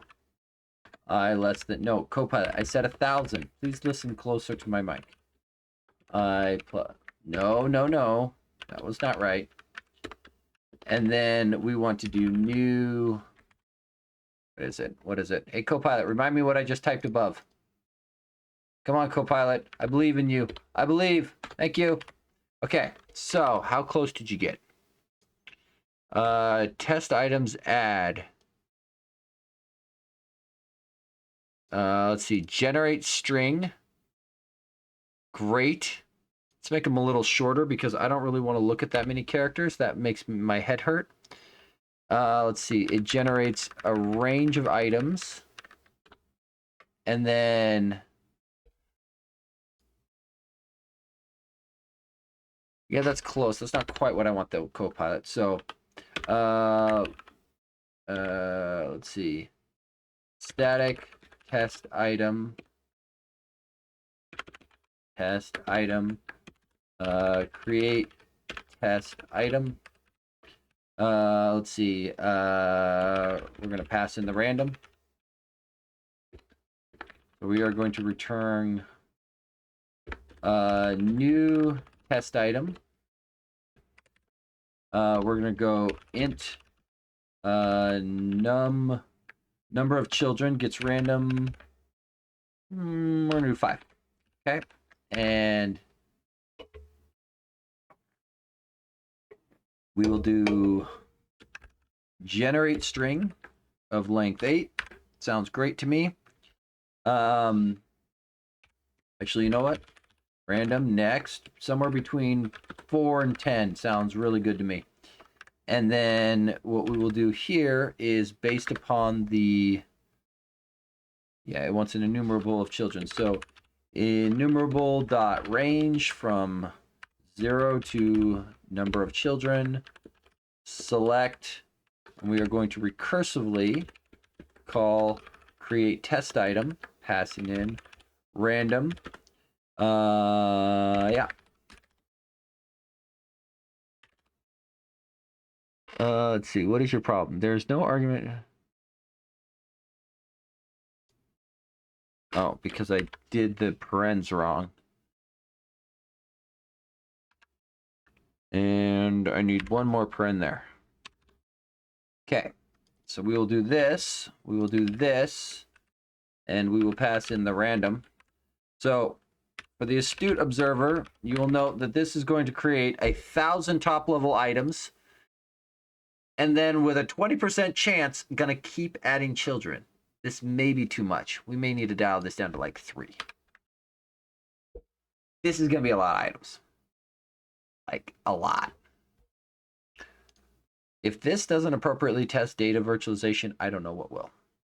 And what we can do is we can avoid, because these are implicit templates, we can cheat. Test item.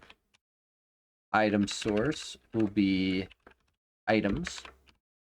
And then we will do name. That all works. Let's see how long this takes to load. Oh, boo! It's a compiler. Type or namespace accessibility. That's because I didn't want that. Darn autocomplete.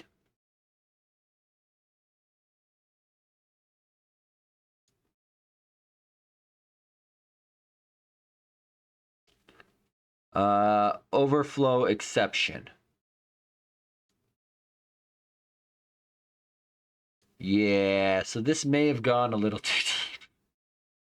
Okay, so what we're gonna do is we are going to cut off. We're gonna cut it off.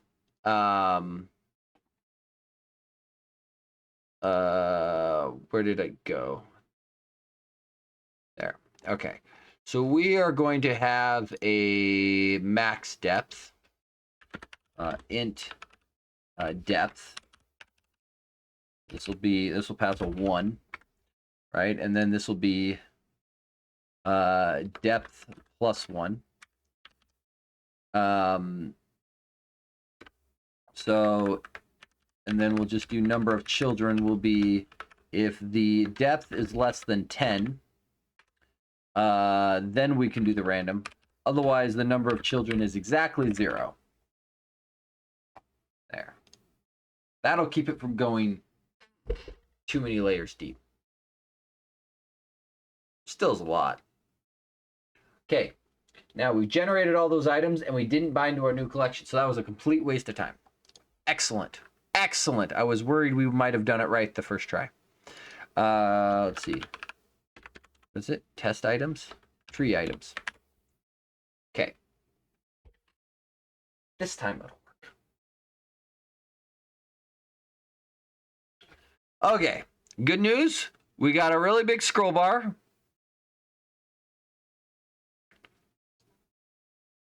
Oh, that's silky smooth. That's pretty good.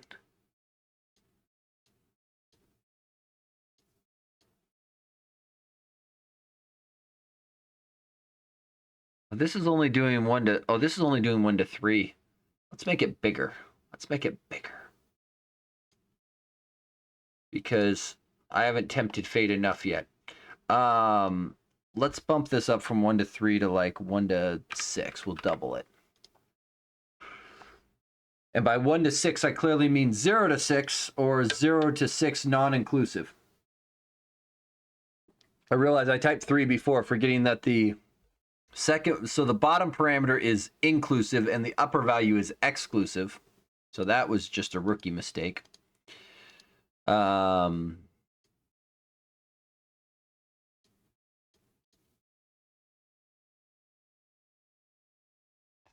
mean, that's meow, meow, meow. That makes me happy. Now, it seems really impressive that that data virtualization just works, right? Or not data virtualization, UI virtualization just works. Secretly, because we're derived from a list view, we're just inheriting behavior. Let's confirm that it is actually. I mean, performance would seem to indicate that it is, but let's just test it. Let's just test it. If we go all the way to the top, yeah. So here's the way you can tell that it's working. We have 1,000 top level items. We have created 1, 2, 3, 4, 5, 6, 7, 8, 9, 10, 11, 12, 13, 14, 15, 16, 17, 18, 18 UI items. 18 UI items. There's 1,000 at the root. Oh, I gotta. I hope that's as smooth on stream as it is for me. We can refresh and redirect, navigate Snoop back in. Yeah, so key thing, virtualizing stack panel, very critical.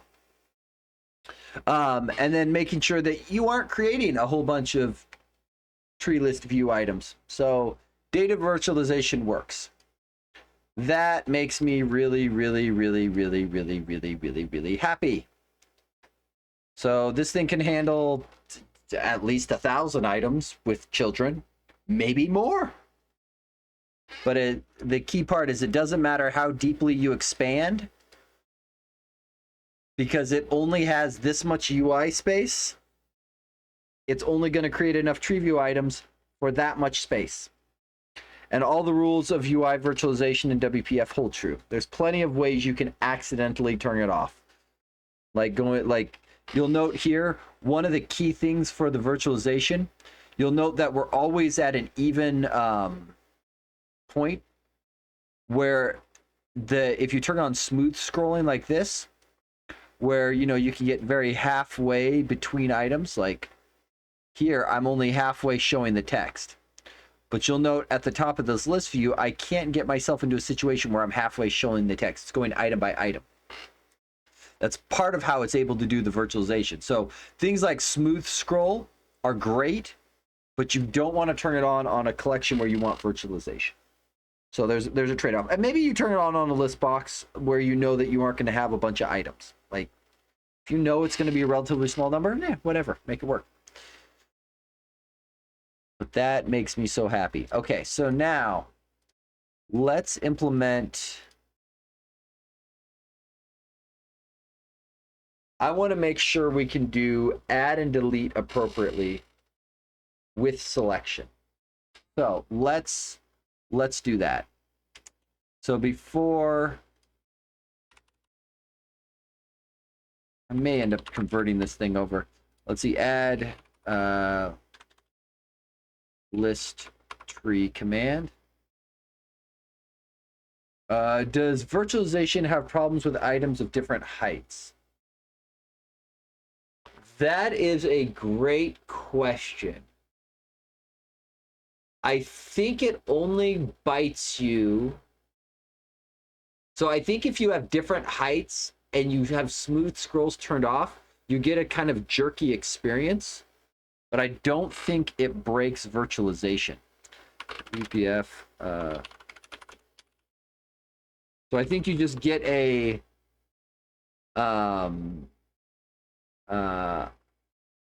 optimize control performance. Yeah. So container recycling.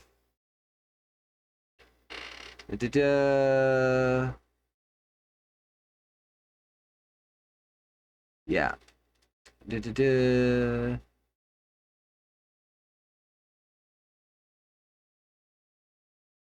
Yeah, so bidirectional virtualization. Stack panel only does it in one direction.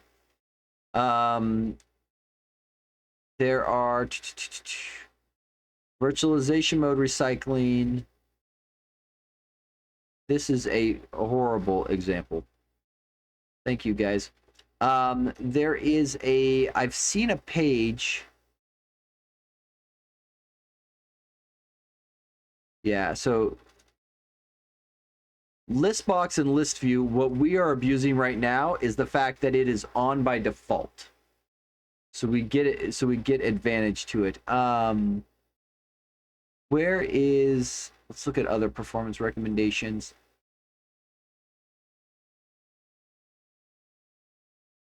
Yeah, it is deferred scrolling is another optional thing. There. Yes, okay. This is the bit. This is the bit. Display large data sets. Okay, link incoming. Sorry, gotta drop the language code off of it for anybody not in the US. Okay. So, so turning on virtualizing stack panel is virtualizing to true. Now, this is kind of a misleading statement. This is true depending on your control template. Because just like setting grid.row on something that's not inside a grid does nothing, this does nothing if you do it on a control that isn't leveraging a virtualizing stack panel. Like it just doesn't, it's not going to do anything. Yeah, so this is making statements, and it's making statements assuming a particular control template. Now, the material design project should be on par with WPF as far as which ones are using virtualizing stack panels.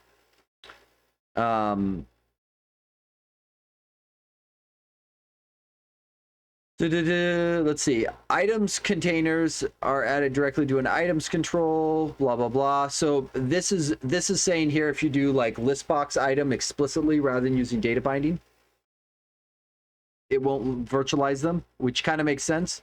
But if you're explicitly adding them in your XAML, like you probably don't have 2000, I hope.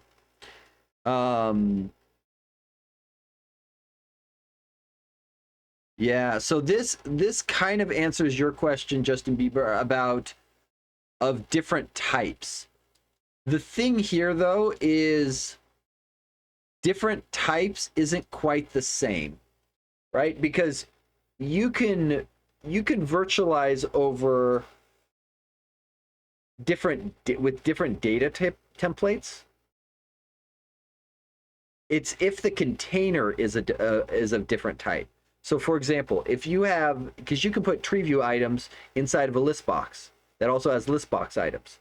In that case, it would not work.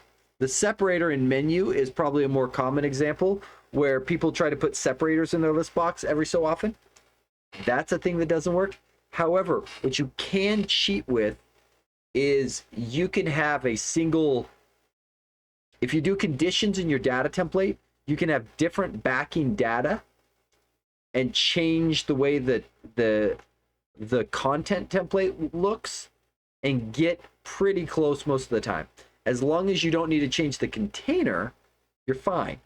So like, as long as the list box contains just list box items, or as long as, for example, our list tree view contains only list tree view items, we're fine.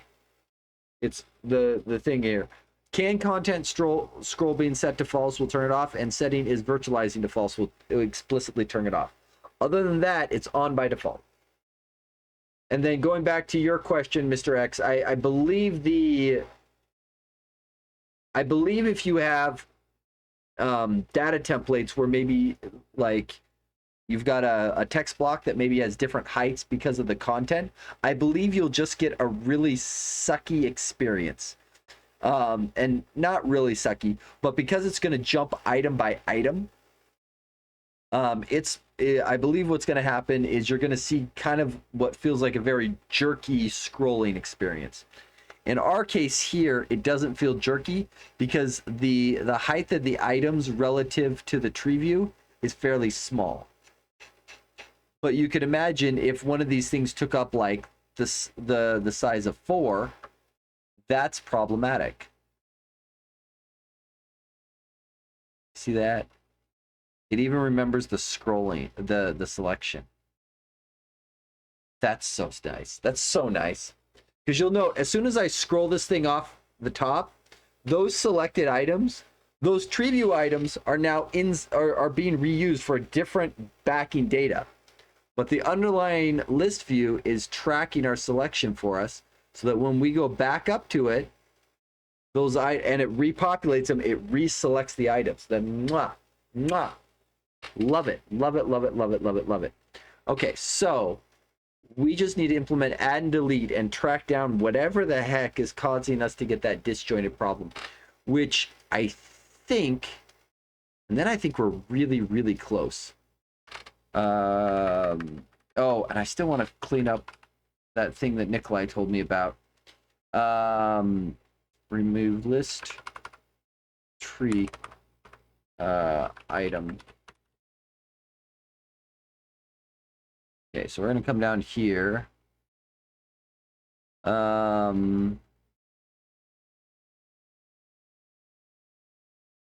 What is this doing? Oh, because it has selected item. Let's do this, but let's make this a test item selected, because I want to be able to have but what you're describing is only happening if item recycling is enabled. No, and isn't it off by default? So item recycling is on by default, or I should say the virtualization is on by default with the list view. The scrolling thing that I was mentioning is where is it? It's scroll viewer is what is it? We can go turn it. Let's turn this on, and we'll just make a demonstration point. Let's see.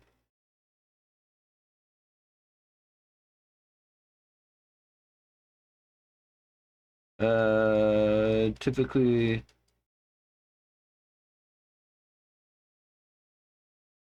I think it's the can content scroll, if I remember right. 1 second, let me get this selected free item.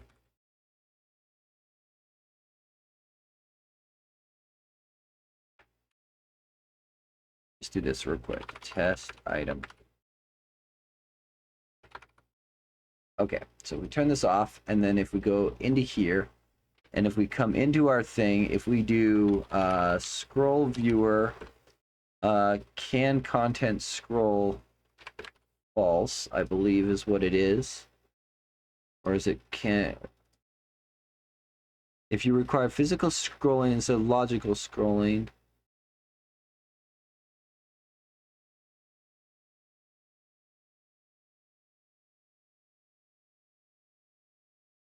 we'll find this. We'll find this. There's the property on here that I always get bit by. And of course that doesn't work. Selected. Oh.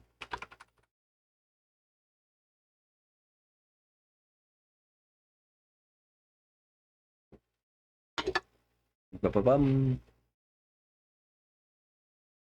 What are you unhappy about? Oh. Yeah, I didn't set the commands. Okay, so if we do this, that is not killing it. And more importantly, it's not actually letting me, still jumping by the predetermined amount. What is the,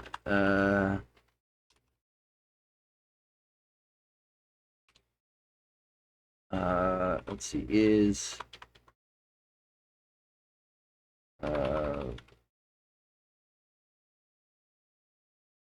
where is the, let's see, scroll contains a lot of, is deferred scrolling enabled? Is that where I'm going for? Scroll viewer, no, that's not what I told you to do. Scroll viewer, is deferred scrolling enabled? False, right? Because it says set it to true for performance reasons. I want it false. I want it big and bad and horrible.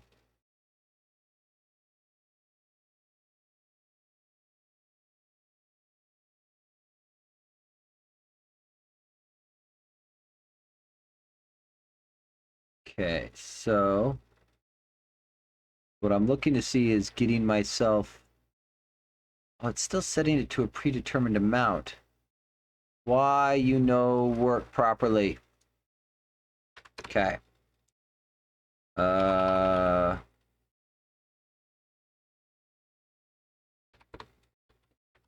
you off too. Probably have to relaunch. I imagine... but virtualization doesn't mean item recycling. It will just create items when needed. Correct.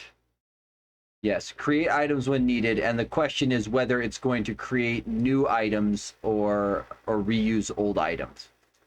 Because in both cases, when you're looking at it in Snoop, you'll still only see like that 18 or whatever it was. Because once an item scrolls off the end, it depends on whether it's going to make new ones. But there's a way to there. I think I saw it. Yeah. Yeah, so that's what we were going for. This. Getting that behavior there where you can get an item into a halfway state. This is one of the ones that usually kills your performance. Though, shockingly,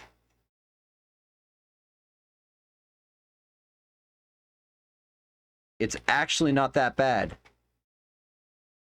Wow, this works even better than I expected.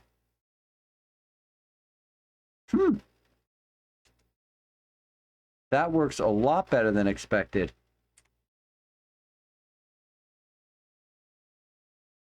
Okay, then. That's pretty slick. That is amazingly slick, Misa thinks. Okay. Scratch what I was saying. It's just gonna work. 1,000 is not enough. Yeah, clearly, I might need to break it. Okay, well that worked well.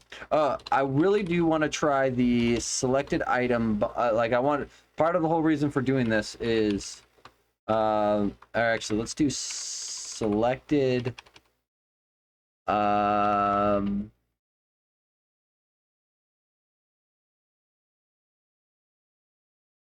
Does it not expose selected items?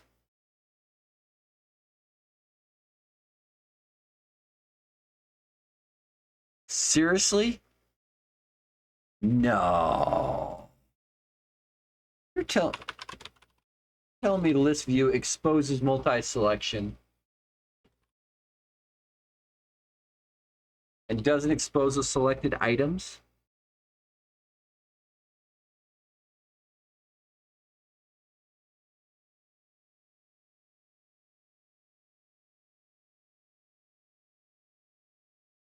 Yeah, selected items.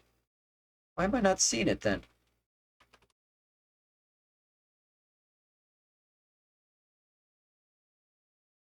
Are you telling me it's non-bindable?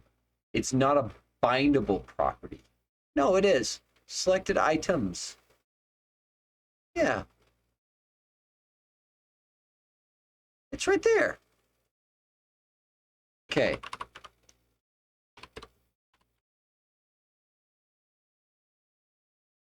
Does not have an accessible setter. I don't need it to have an accessible setter. Oh, because it doesn't have an accessible. Oh. Which is annoying. That is very annoying. That, okay.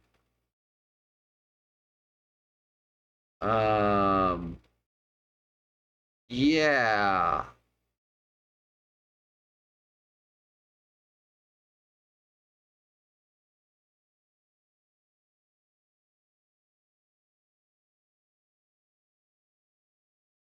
Oh, I forgot. Okay. That's dumb. That is...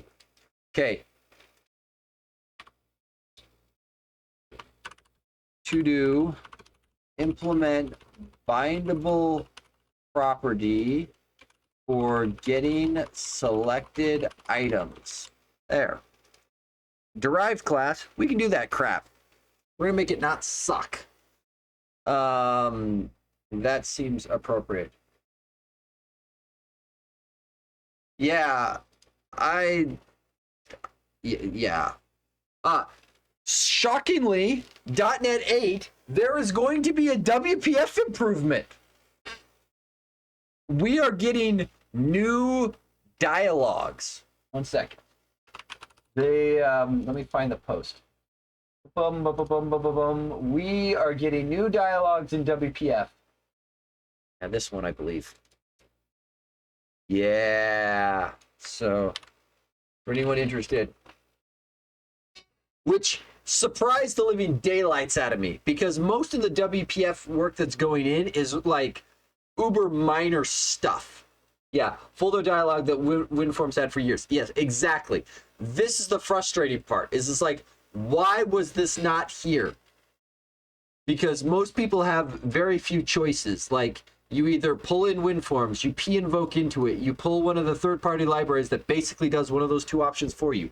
Those are kind of your options. You roll your own is always an option, but it's a stupid option. But, ugh. Like, we had a long discussion during one of our projects at work where the client specifically was asking for this dialogue. It was like, why is this dialogue so hard to get? It's like, well, yeah. .NET 8, it's finally a reality. Oh, which is laughably bad. Laughably bad. Okay, where was I going? We were going to fix we were adding the add delete command so that we could trigger the painful cases. Let's see. Add TreeView command gets new. Let's see. X. I'm just gonna ignore the parameter, I think. So if selected tree item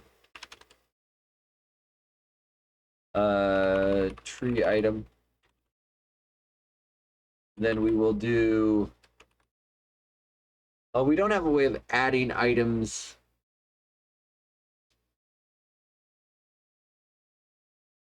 This would need to be an observable collection. Okay. Well, you know what? I just decided you become an observable collection. Might as well test that case too while we're at it. Okay. There. Now we can mutate it. There we go.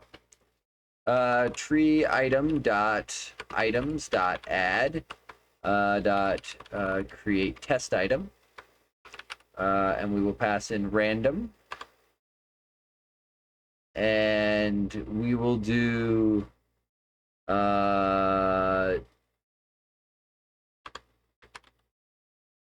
would you like to become a WPF maintainer? Only if it was my day job. There's a lot there. There is a lot there.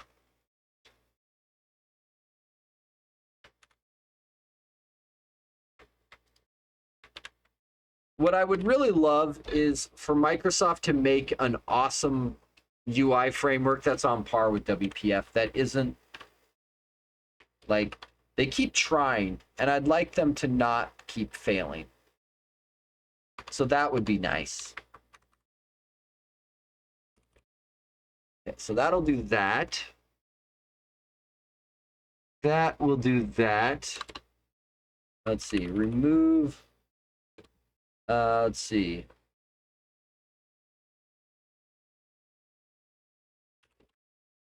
Okay, we'll do that.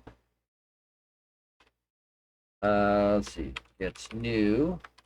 Part of the problem. If items is not null, or how about if items is I enumerable? Yeah, we'll do that. Or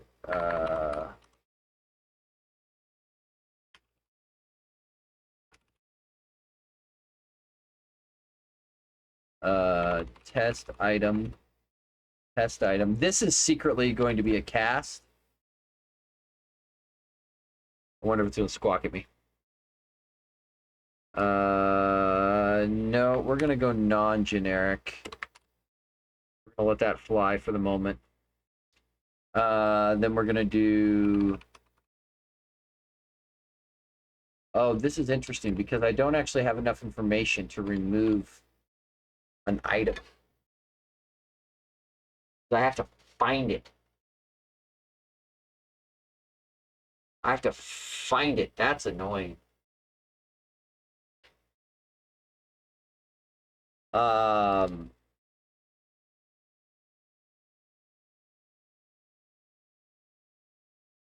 Let's do this. Test item parent. And then we're going to just give you a reference to your parent.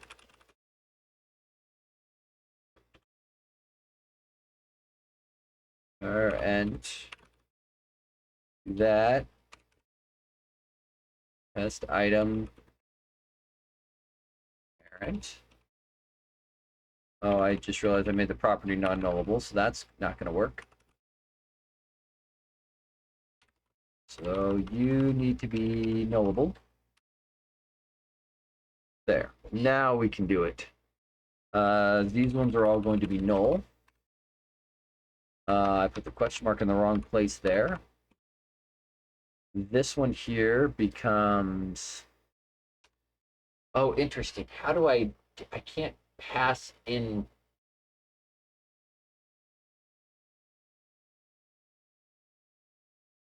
I have to set it after the fact, don't I?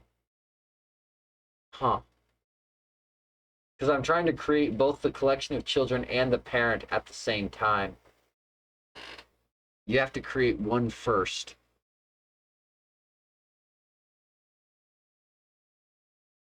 Yeah, you have to create one first. Okay. I'm not going to worry about structure as much as just bloody make it work. We're going to do that. We're going to do that. And since it's nullable, it doesn't matter. Here we go. And then we can do that. Oh,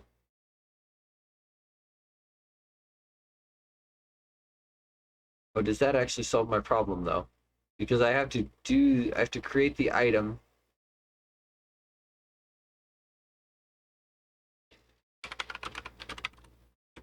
I think we just do this for the moment.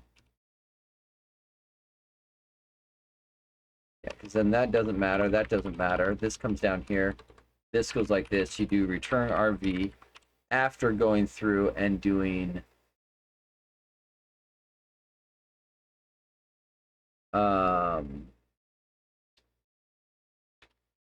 see here. We do this. I'm gonna break this up because I can't see what's going on. Var children gets. There we go. That's gonna go like that. Too many parens. And then this becomes children. Children. Okay, so block body here. Let's see. Var child gets. Turn child. Let's see. Child dot parent gets. Oh, I still can't do it here because I still need RV.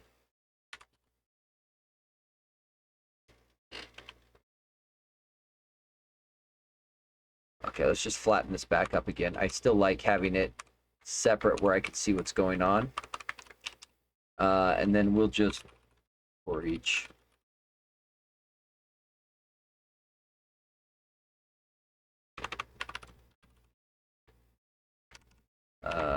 Child.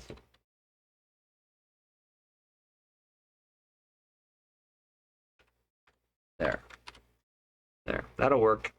It's ugly. It works. Okay, so in this case, if we're going to remove an item, let's see, for each test. Darn you, Copilot.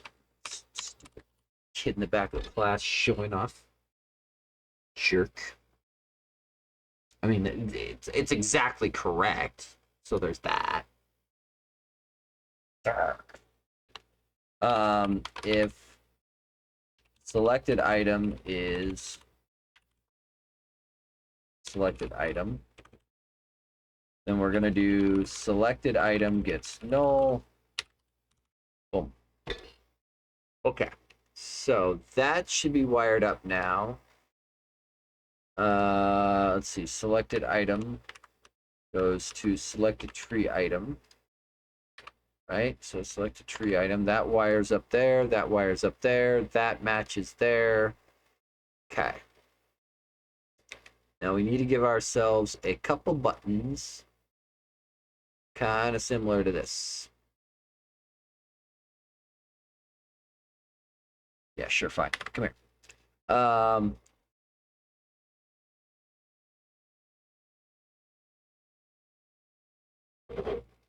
Kind of thinking we can just slap them over the top. I don't feel like doing anything fancy here. So we're just gonna paste. Do something like that. Why are we doing this for our commands? Add an item. We have pack icons. Why are we not using pack icons?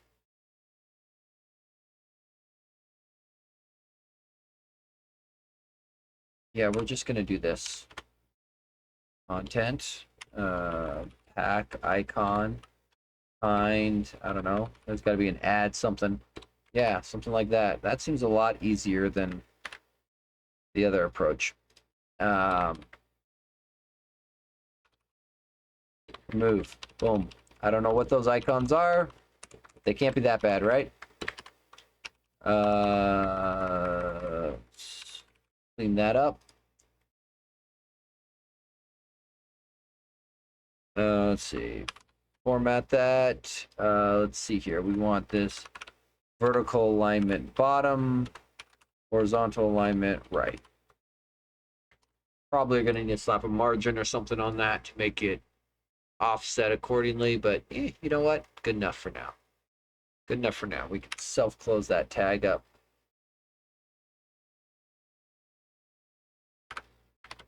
Self-close that. Self-close that. Format that. Format that. Is this when I get to knit some random part of your code? Absolutely. Absolutely. I am always happy to take critique.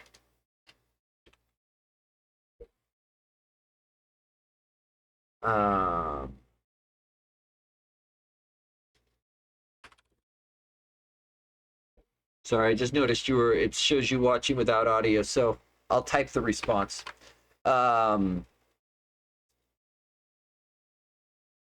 Wow. Our startup time with that extra iteration is seriously suffering. So you'll know we're still waiting for it to launch. Oh, I turn on. I always forget to turn it off.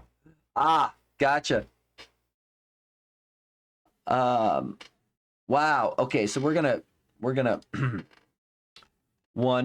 to go and just real quick, we're gonna dial down our 10 because I don't feel like waiting for it to launch. We tested it with 1,000. I'm happy. Now I just want it to work. Now we're gonna go to functional. Wow, really? Let me guess, we're stuck in here somewhere? Okay, so that got part of it. Okay, so let's see how we've got, if I select, we've clearly got data binding problems. So what is our big data error? Cannot convert back tree list items collection item. Oh. So our custom collection object is leaking out. How is it leaking out? I thought we hid it away.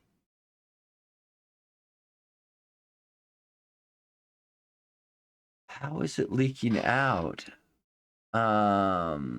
Snoop, come here, I need you. Isn't the data context? Oh, now I want to look. Oh, it does. It is the actual item. I thought we changed it. I would have expected our...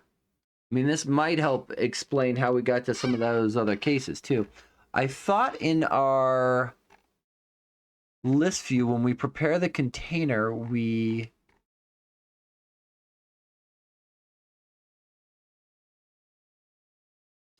I thought we changed that.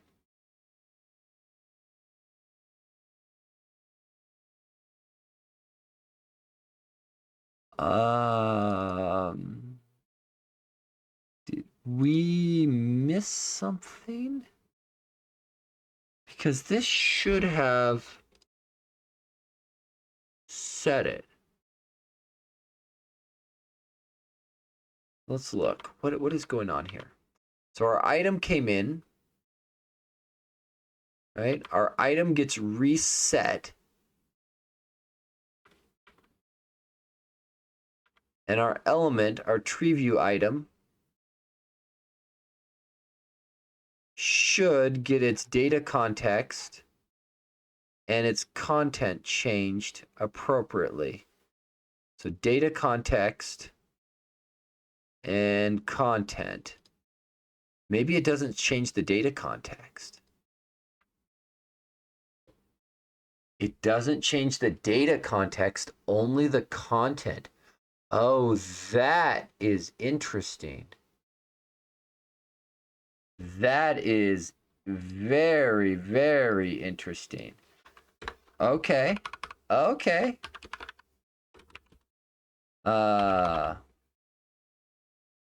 Let's switch that up.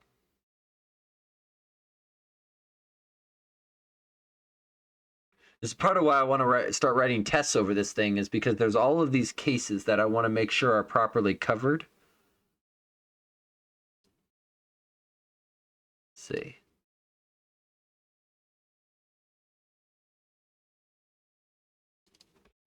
Let's just dial down this a lot.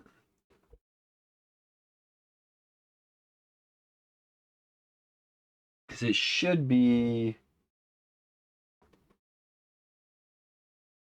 there. That's at least quicker. Okay,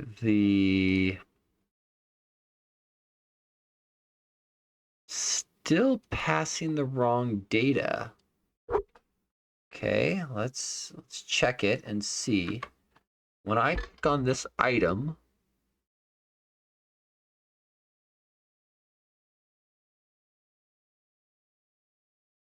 it is an item. Oh, but it's setting the selection in my base class, which isn't. It's going to go back to the item container generator.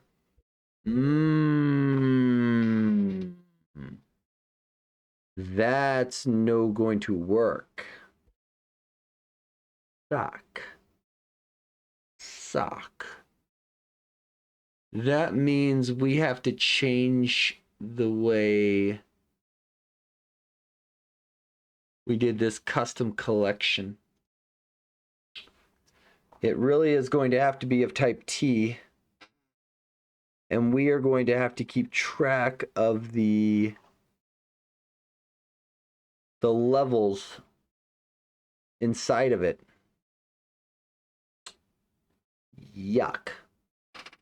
Yuck, yuck, yuck, yuck, yuck, yuck, yuck.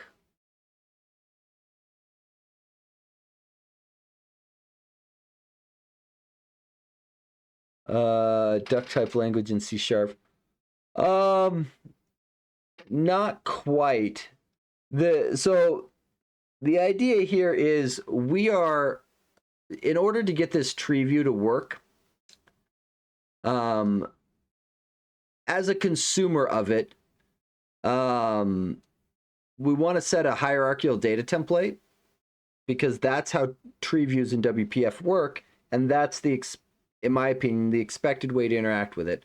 The problem being is that we need to keep track of an additional bit of data, because even though this looks like a tree, what it actually is a flat list where we keep track of the indentation amount of the item, which we've called level at the moment. I'm still not sure I like it. And so to do that, we have to keep track every time items in that underlying list change, and we've swapped those out. Why wouldn't it be nested arrays? That's functionally what the hierarchical data template gives you. The problem is the control we've derived from in order to get most of our behavior is ListView, which basically just wants a flat list. So at the end of the day, we have a flat list that shows up here. And what we end up doing is, like, for example, when an item's expanded, we go and insert items into that flat list. And when they're collapsed, we take items out of the list. And so it gives that TreeView-like behavior without it actually being a real TreeView. Plus, by doing this, you gain better perf and multi-selection, which are two very key things. The multi-selection being the one that's the big one for me at the moment. Wouldn't nested list views with a height of 0? It would be easier to implement. The problem is once you go that route, you basically are getting yourself back into the behavior of a default tree view in WPF. Because the moment you do nested list views, each list view is going to be maintaining its own selection. And so to do multi-selection, you have to kind of manually do it yourself, especially if you want to be able to, for example, have selection work across levels like that. Yeah, it gets ugly really fast, which is part of why doing it as a list view is really convenient, because you pick up all of this selection stuff for free. And all you have to do is properly indent and add and remove items as appropriate. And I can't claim credit for this. I stole the idea from looking at what Microsoft did in Visual Studio for their Test Explorer. Now, in their use case, they built a purpose-built control that can make all kinds of assumptions that it's only being used for Test Explorer. They didn't build a reusable component,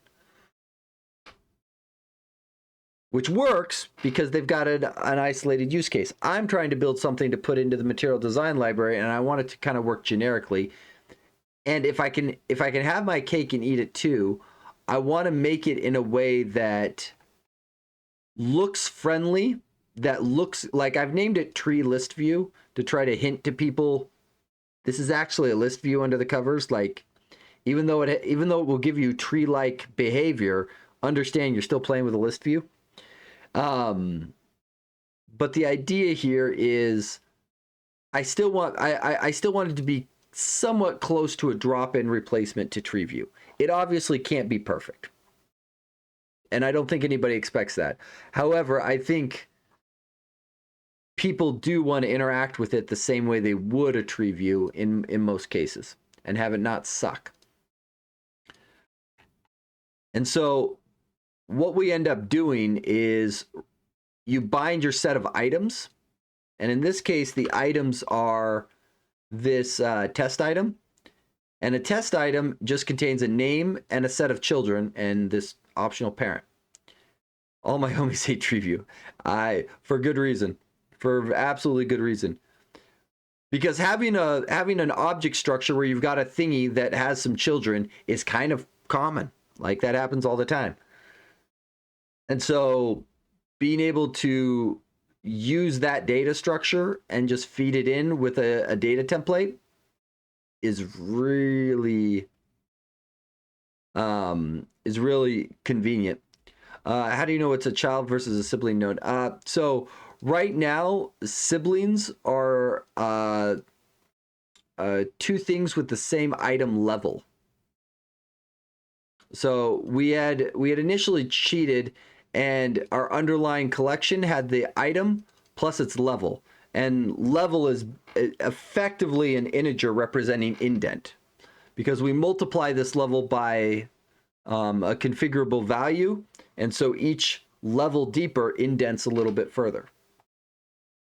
However, we made this collection, we take in a collection of T and we wrap it in a collection of TreeListView item collection item of T. Should children also be selected? By default, I'm going to say no, Justin Bieber. that is because oftentimes people will implement that behavior, or they'll implement checkboxes or similar. I want people to be able to implement those things, but I don't want it to be, so you should be able to implement that behavior with this by buying, for example, if you bound the isSelected property, like for example, if we added a public bool isSelected here, right? You could then, inside of this property setter, you could then just iterate through all your children and recursively set isSelected to true. So that type of thing could be implemented, but I don't think I want it turned on by default. Level as an int may break on an upper bound based on width with an indent sizing.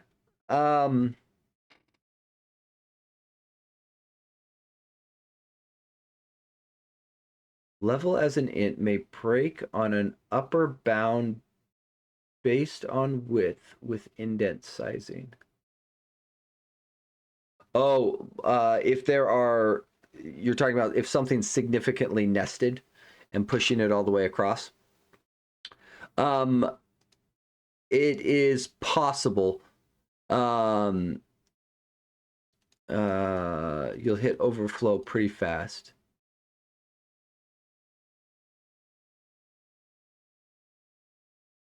Upper bound based. Oh, level is the indent is not the value that's stored in level. Level is 0, 1, 2, 3, 4, 5, etc. And then in our, I'll show you. TreeView item. Let's flatten this guy up.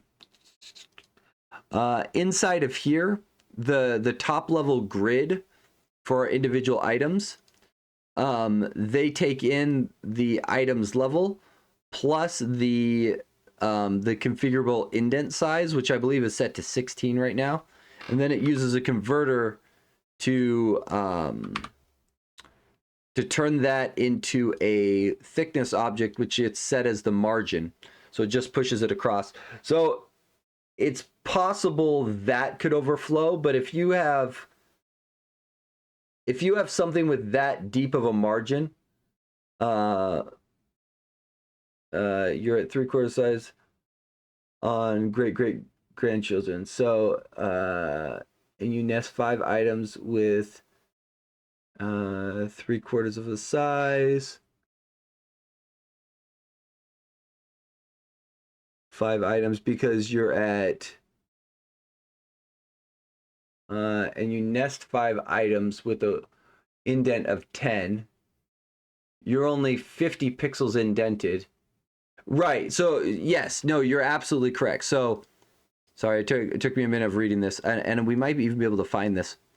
So at this point here, we're already indented this far over, which this is 16 times, was it 1, 2, 3, 4? So 16 times 4 across. And that is very possible that people will run into that. At the end of the day, I think that's kind of expected, though. We've left the indent amount configurable. So if you don't want it indenting 16 at a time and you only want it indenting 2, you can just change it and problem goes away. Oh, but at the end of the day, I think the appropriate indent is going to be based on somebody's domain. So we picked 16 because that was the default indent for the material design tree view. Overflow X slider. You can turn on horizontal scroll. So I have horizontal scroll turned off because that's the default, but you can do, what is it?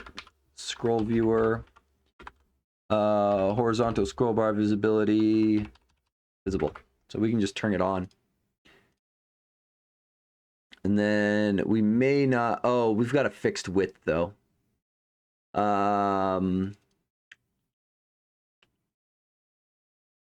Min width.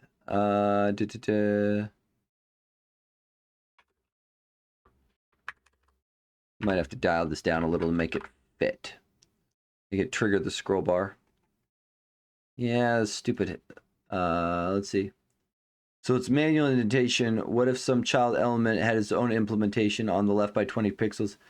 Will not take this into account, and you'll get a different indentation.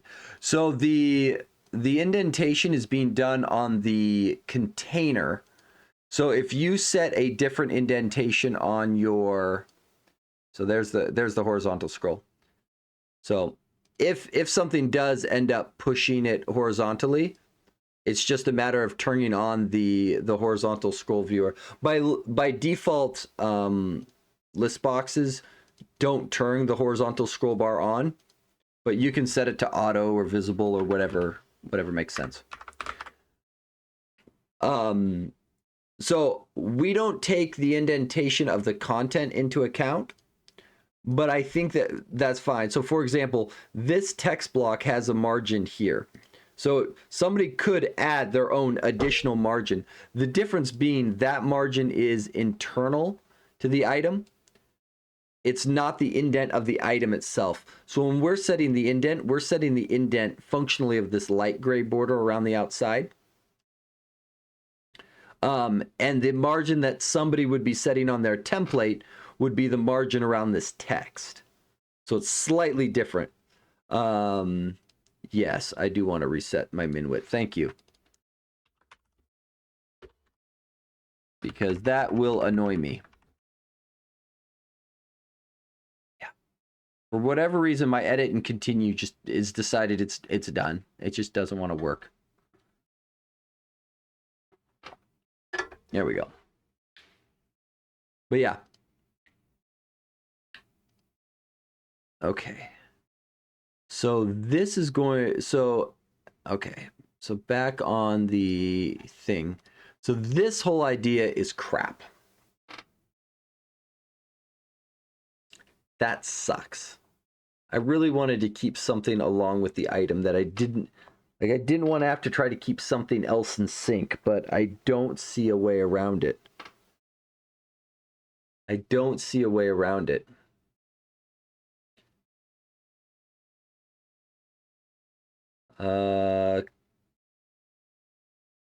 Implementing a custom getter around to not leak it. So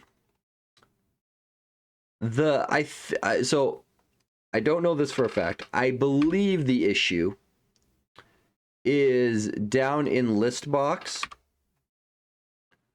When listbox performs its selection, it's going straight to its items collection. And unfortunately, the items collection that I fed down is one of these thingies. So I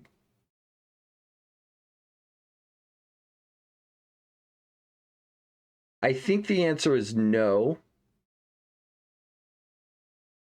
You're making me think now for a moment if that's actually true.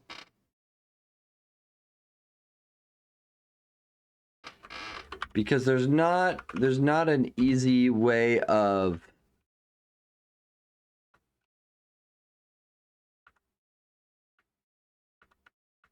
there's not a simple way of doing it.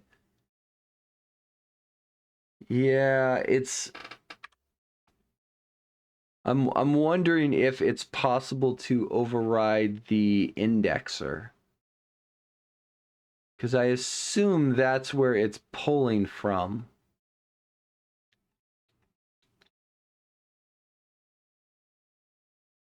Where is the implementation of the indexer? Did I just miss it?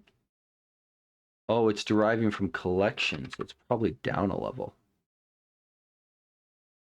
Yeah, that is functionally the problem, is it's just reaching across into this list.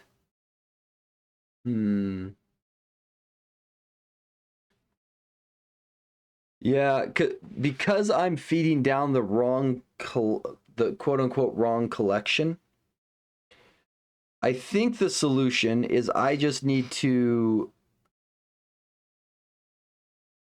maintain my own list and synchronize it, because I do know every time an item is added or removed.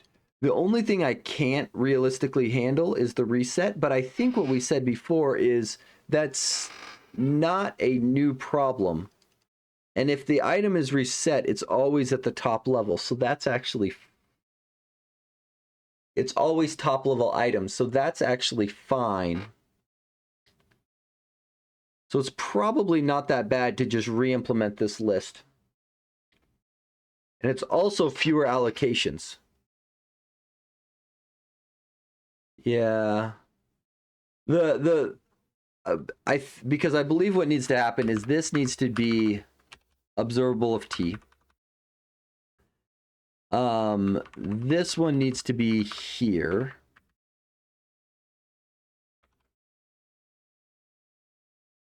That seems messy. It will be messy, but it's also messy in a way that's easily testable.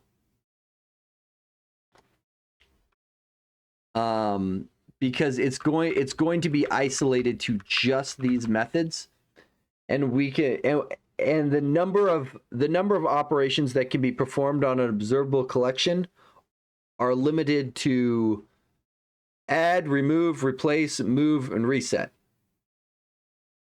That's the sum total of operations. So it's messy, but it's only messy in five methods. Because I think then what we end up doing, so let's get at least insert, because we don't need to handle them all right now. Insert and remove will handle the existing use cases, I believe. So if we implement these two, that should be good enough to prove that it works. So current level is items level sub there, right? And if items level index is greater than there, we keep doing this. Does this pattern solve your problem?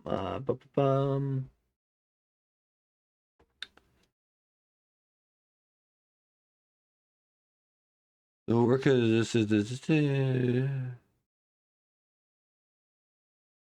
operation add is composite. Yes, and at the same time, no.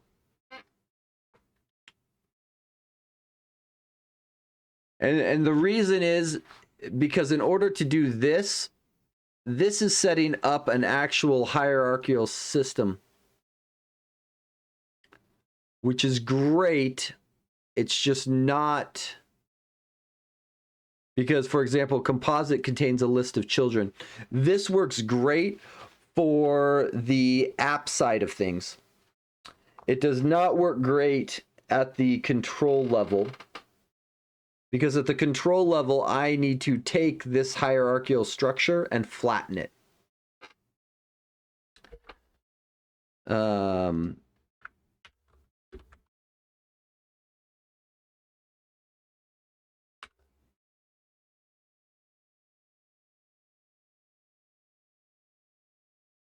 And this is why I was concerned about doing it, because this is, well, one, this is a recursive call, so that's bad. So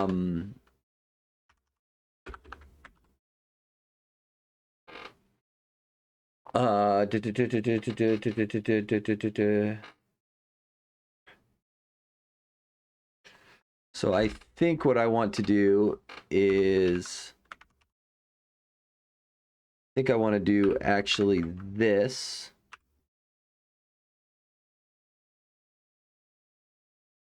Like that, and then I think what I want to do here is that. So that handles the add remove. This now flattens to this.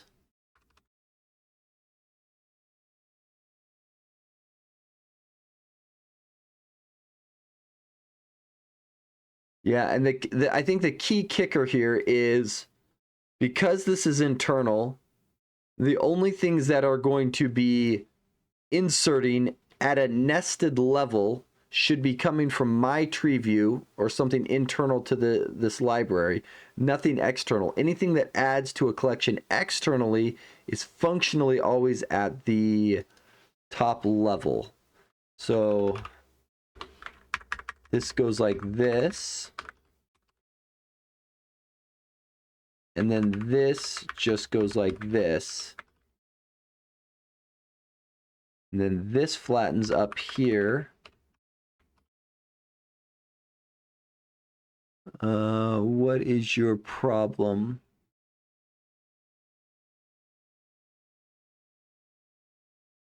Replace. So in order to do the replace operation, do we have that here? I probably want to do a remove at. Let me look. I think I want to do a remove at and then a insert. Yeah. Oh, set item might be better. Because I assume this guy here is... Got it. So that actually... Okay, so what I really want to do is I would like to do a set item.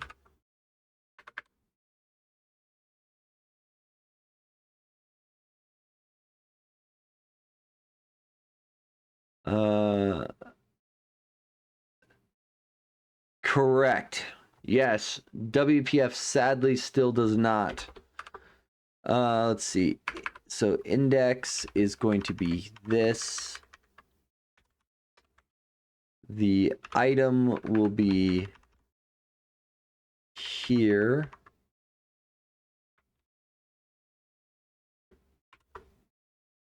So that will replace the item.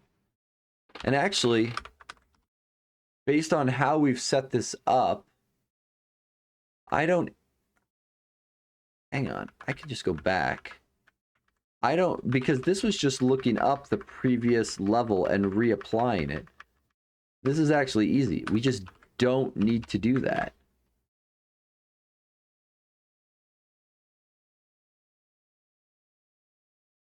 Okay, so that handles that. We're going to get rid of this.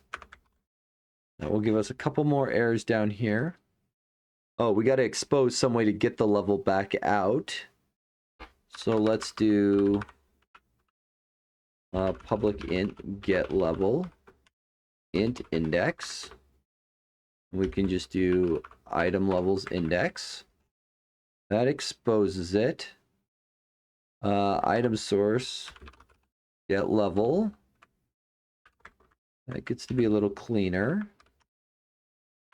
Like that. Item source get level. This can't be that bad. The code seems to be cleaning up, which immediately makes me think that it's better, not worse. And then this one. We don't need to do any of this. We do need to do this. And we don't need to do this. And we don't need to do this. Let's see, collection item. Because we just need to get the item from it. So we are going to need the item's index.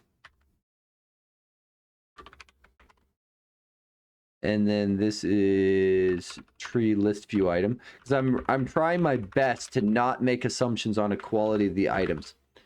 Have a good one, Andrew. I tell you to enjoy the meeting, but I personally do not like meetings. So, good luck. I'll say that. Let's see. Item. Oh, no, it's internal item source. Actually, we should pattern match this guy.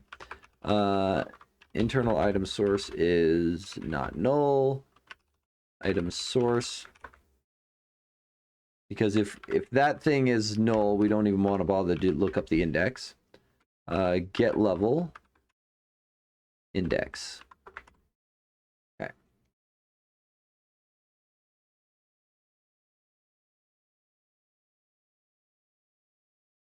Okay, let's see how this works. This may not be that bad. Let's see. What do we do here? Add. This is even easier. I actually like that this will be fewer allocations as well. That's much better. Fewer allocations, always better.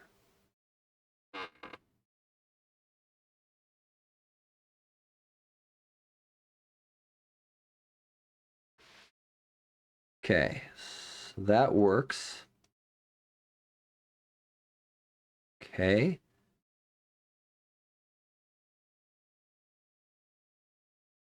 I mean, it's at least adding and removing properly.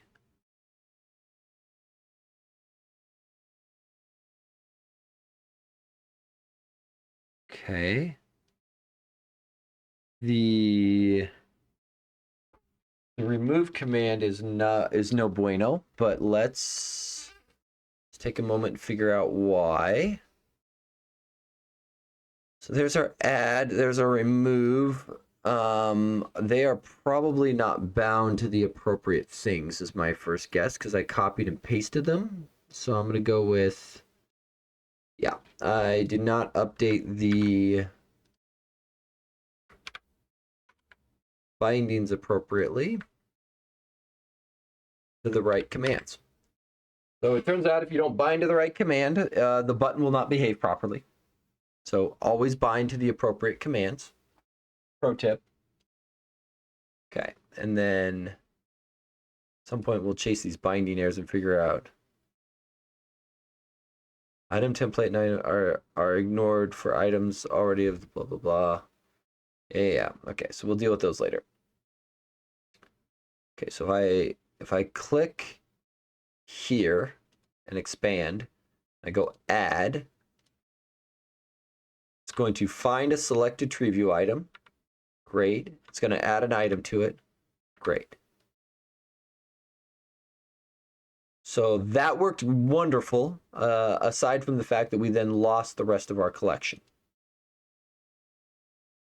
So aside from that minor inconvenience, and does the remove then remove it?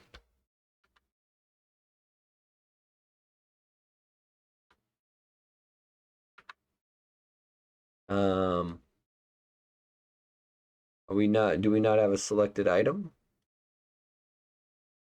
Now completely broken selection. Excellent. Excellent. So after we got into that minor kerfluffle, we've lost everything related to selection.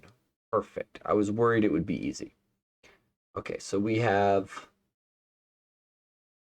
a mistake here, and it's probably in one of these vicinities.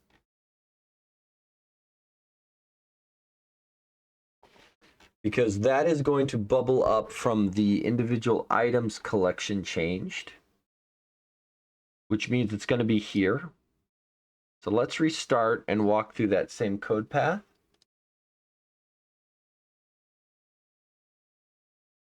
And let's, oh, this may be a little chatty. We'll let that thing launch first.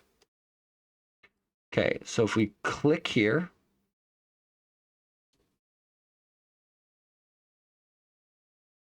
surprised ChildrenChanged fired on that.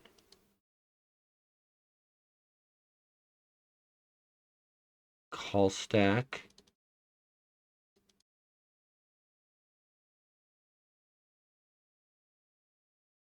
On ChildrenChanged. Why is that firing? On property changed. Which property changed? Oh, well, obviously the children property.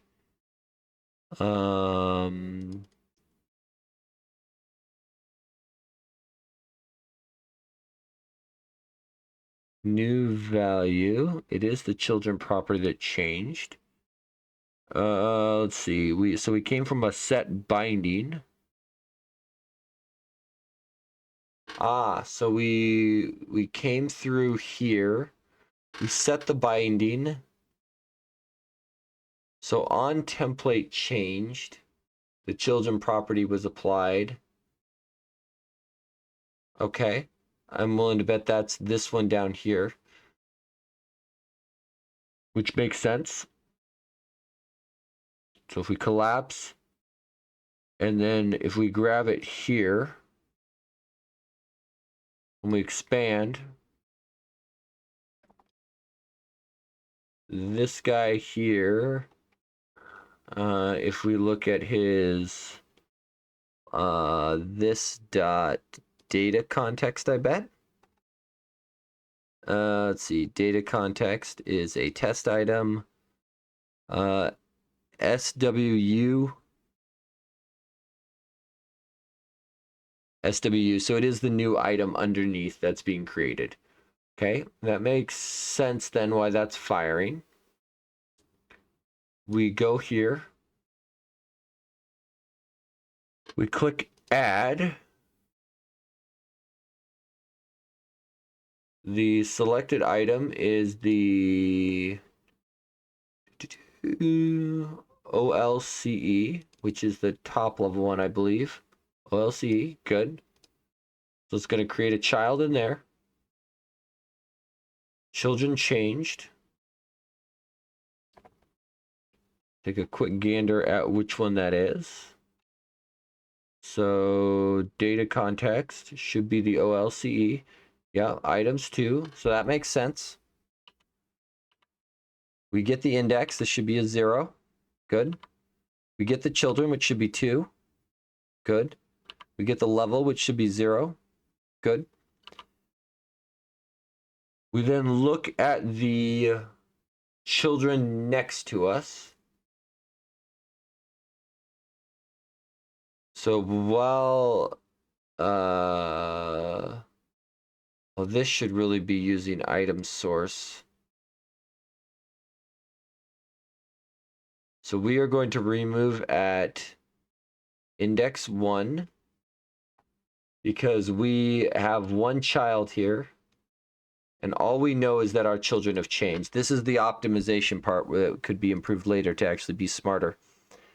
Do we need to do this actually anymore? I think the answer is yes. I believe the answer is yes. Because this is the flattening of the collection. So we are going to remove at index 0 plus 1, which is 1. Great. Now it thinks item source get level at this one is equal to item level. Now that should have been incorrect. Get level of index 1 after the removal should no longer be matching because it should have gotten a 0 here.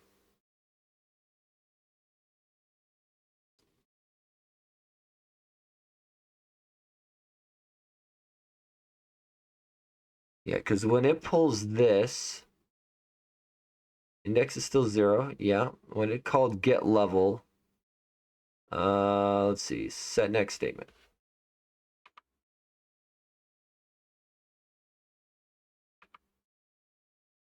I want the get level call, please. Get levels. Items less levels. So it is unfortunately out of sync because it thinks items 0, 1, 2, and 3 are all at level 1. It also seems to think that there are 12 items here. How many items total in here?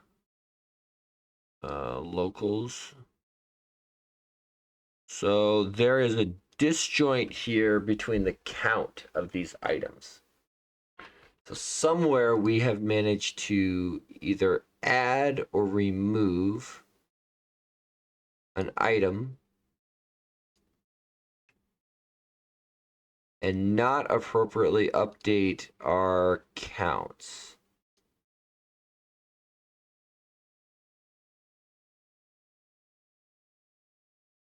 Where would that have occurred?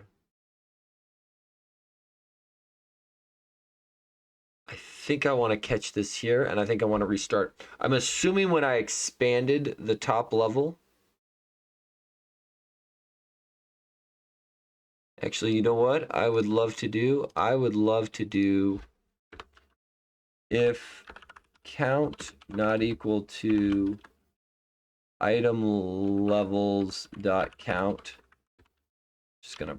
We're just gonna do this in a few places because I think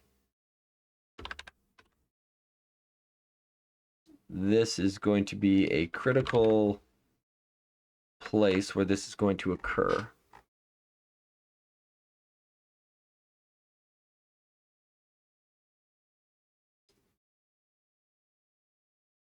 Because this is where, these are the items where count would be changing in insert and remove. Suppose there's clear as another option. But I don't think we're hitting a reset. I don't think we're hitting a reset.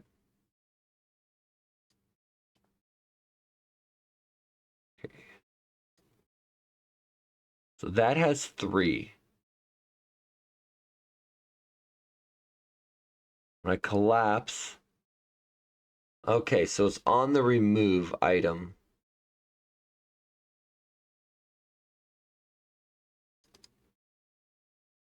So we are removing at index 1. So we removed item. So while index is less than count, and item level sub-index, which is 1,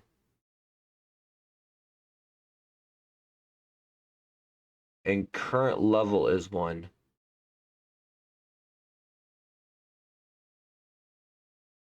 So if we are removing an item, this was designed to grab all of its children, but we aren't removing an item, or we don't have any children to remove. This should be doing an items level.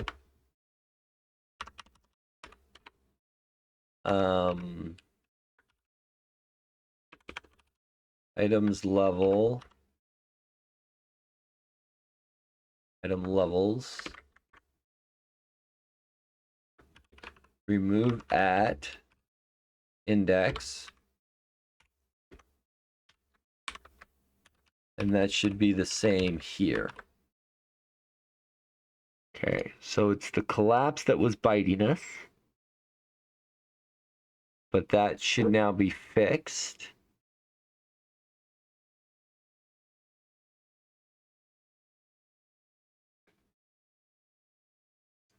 Add, remove, add, remove, add, remove, add, remove. So if we expand,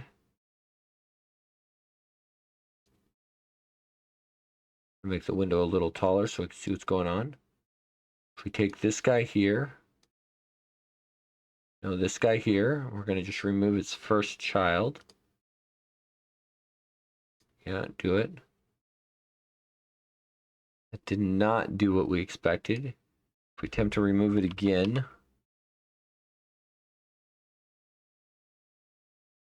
selected item doesn't seem to be appropriately setting. Let's, oh, because I'm a moron and use selected item, not selected tree item, like I did on the top one. Okay. So remove is not working because I'm using the wrong bloody property. Okay, that makes me feel better. Go there. Remove.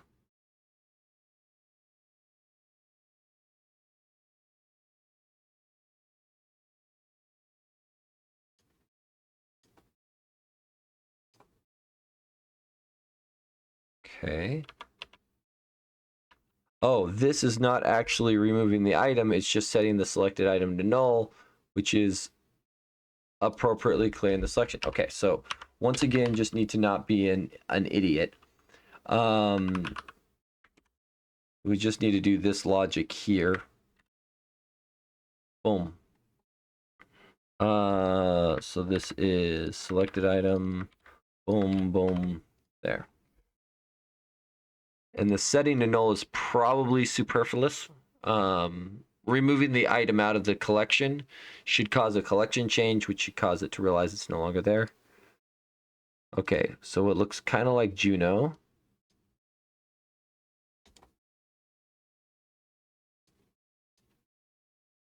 Okay, why is doing removal so bloody hard?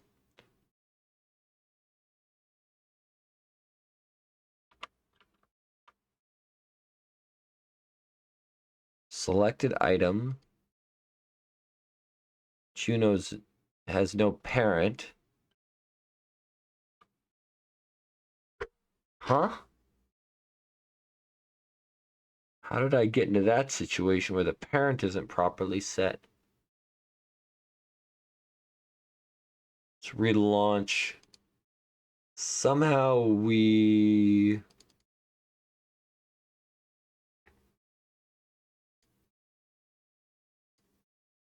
Okay, so high jump or JHUP.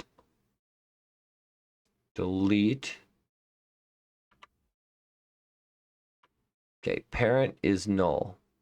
So somehow I created items and didn't set the parent? How is that possible?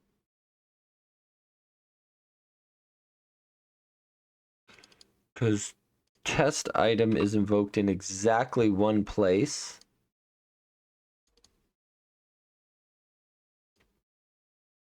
Parent is always set on non-nested items. Kind of want to just look at this now. How is it possible that parent isn't appropriately set? Okay, so parent on the root level 1 makes sense. Yeah, there's a data bug. Somehow we are not setting parent.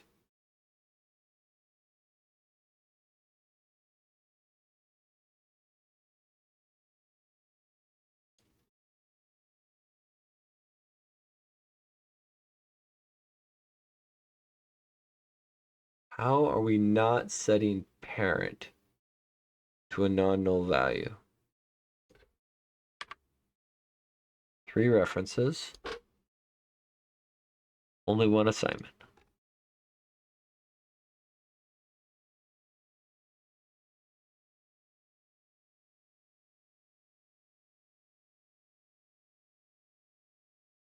Oh. Oh, that's dirty. That is dirty. Wow. Okay. So this is beautiful. Spot the bug. Okay. So this is potentially why my performance also tanked as well. It is creating twice as many items as I think it is. This select here is instantiating a new object, right? So every time this enumerable is iterated, it's going to go through and create a new instance. This is effectively a call to new, right? Because inside of this method, it's just calling new test item. The problem is it's being iterated twice. This child here is not going to be the same ones here because this is going to iterate in the constructor, right? When it gets passed or when it gets passed in. And then it's going to reset and reiterate. And when it resets, it's resetting this enumerable range. It's going back to 0 and going, okay, now I count again. Wow, that is... Okay, so here's what you do. You do rv.items, and then the problem should go away. Okay, that should fix it. So don't double iterate. That's the solution here. All right, so if we check this one, first one should have a null parent. Great, because it's at the top. But these ones should all have parents. Huzzah. Okay, so aside from being dumb on building my own data models, now when we delete, we should have a parent. Great, items remove. Okay. That appears to have worked. Let's get rid of YTCY. Collapse, expand. Get rid of BHQ. We do a plus. It's adding in random ones.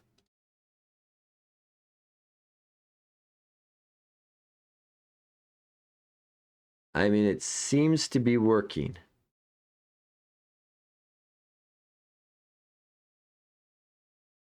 And it appropriately updated when the last child was... Oh, I've broken something. Interesting. So we got it into a broken state again. So what's happening when we do this? When I click here and hit remove, selected multi-removal, it's possible, very possible. Ah, so I got myself into a situation. So this is once again not a failure of my TreeView, but a failure of my data model. Because this guy thinks he has no parent, despite him having a parent.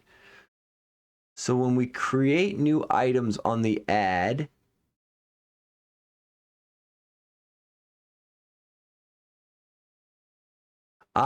this is the bug.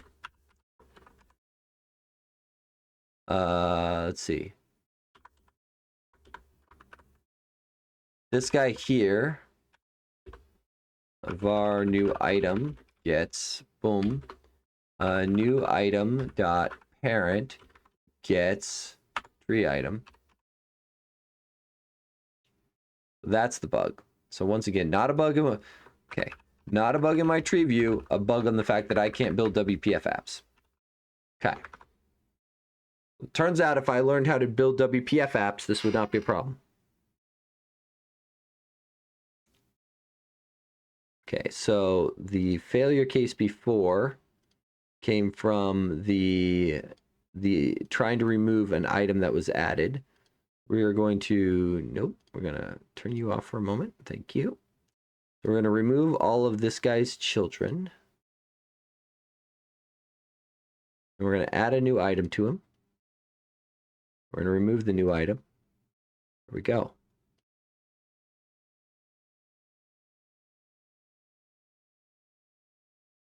Okay.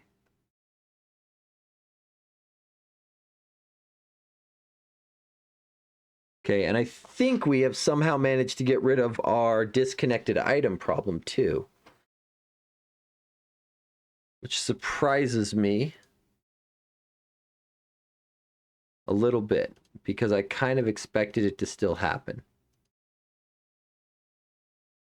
But by virtue of not having that extra object wrapping them, that extra object may have been our Achilles heel.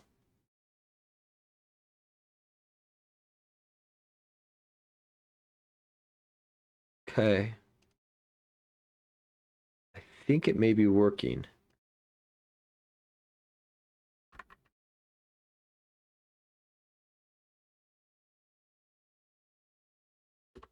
There is one thing I would like to also build up is keyboard commands, because normally on a TreeView, I can go up and down, and if I press the left arrow, it collapses, and the right arrow expands. So I would like to have that working. Double click to expand and collapse would be nice as well. I'm going to start documenting all this stuff on here. To do keyboard commands left, right for expand and collapse. to do double click for toggle expanded. Okay, what else is missing from this? I'm at present, even though this will eventually be able to support the grid like Test Explorer has, I am thinking that V1 of this is not going to support the grid header. It's probably not terribly difficult to do. It requires styling it. But I think for now, I'm just going to not do it. And we should probably, let's see, disallow setting grid view, because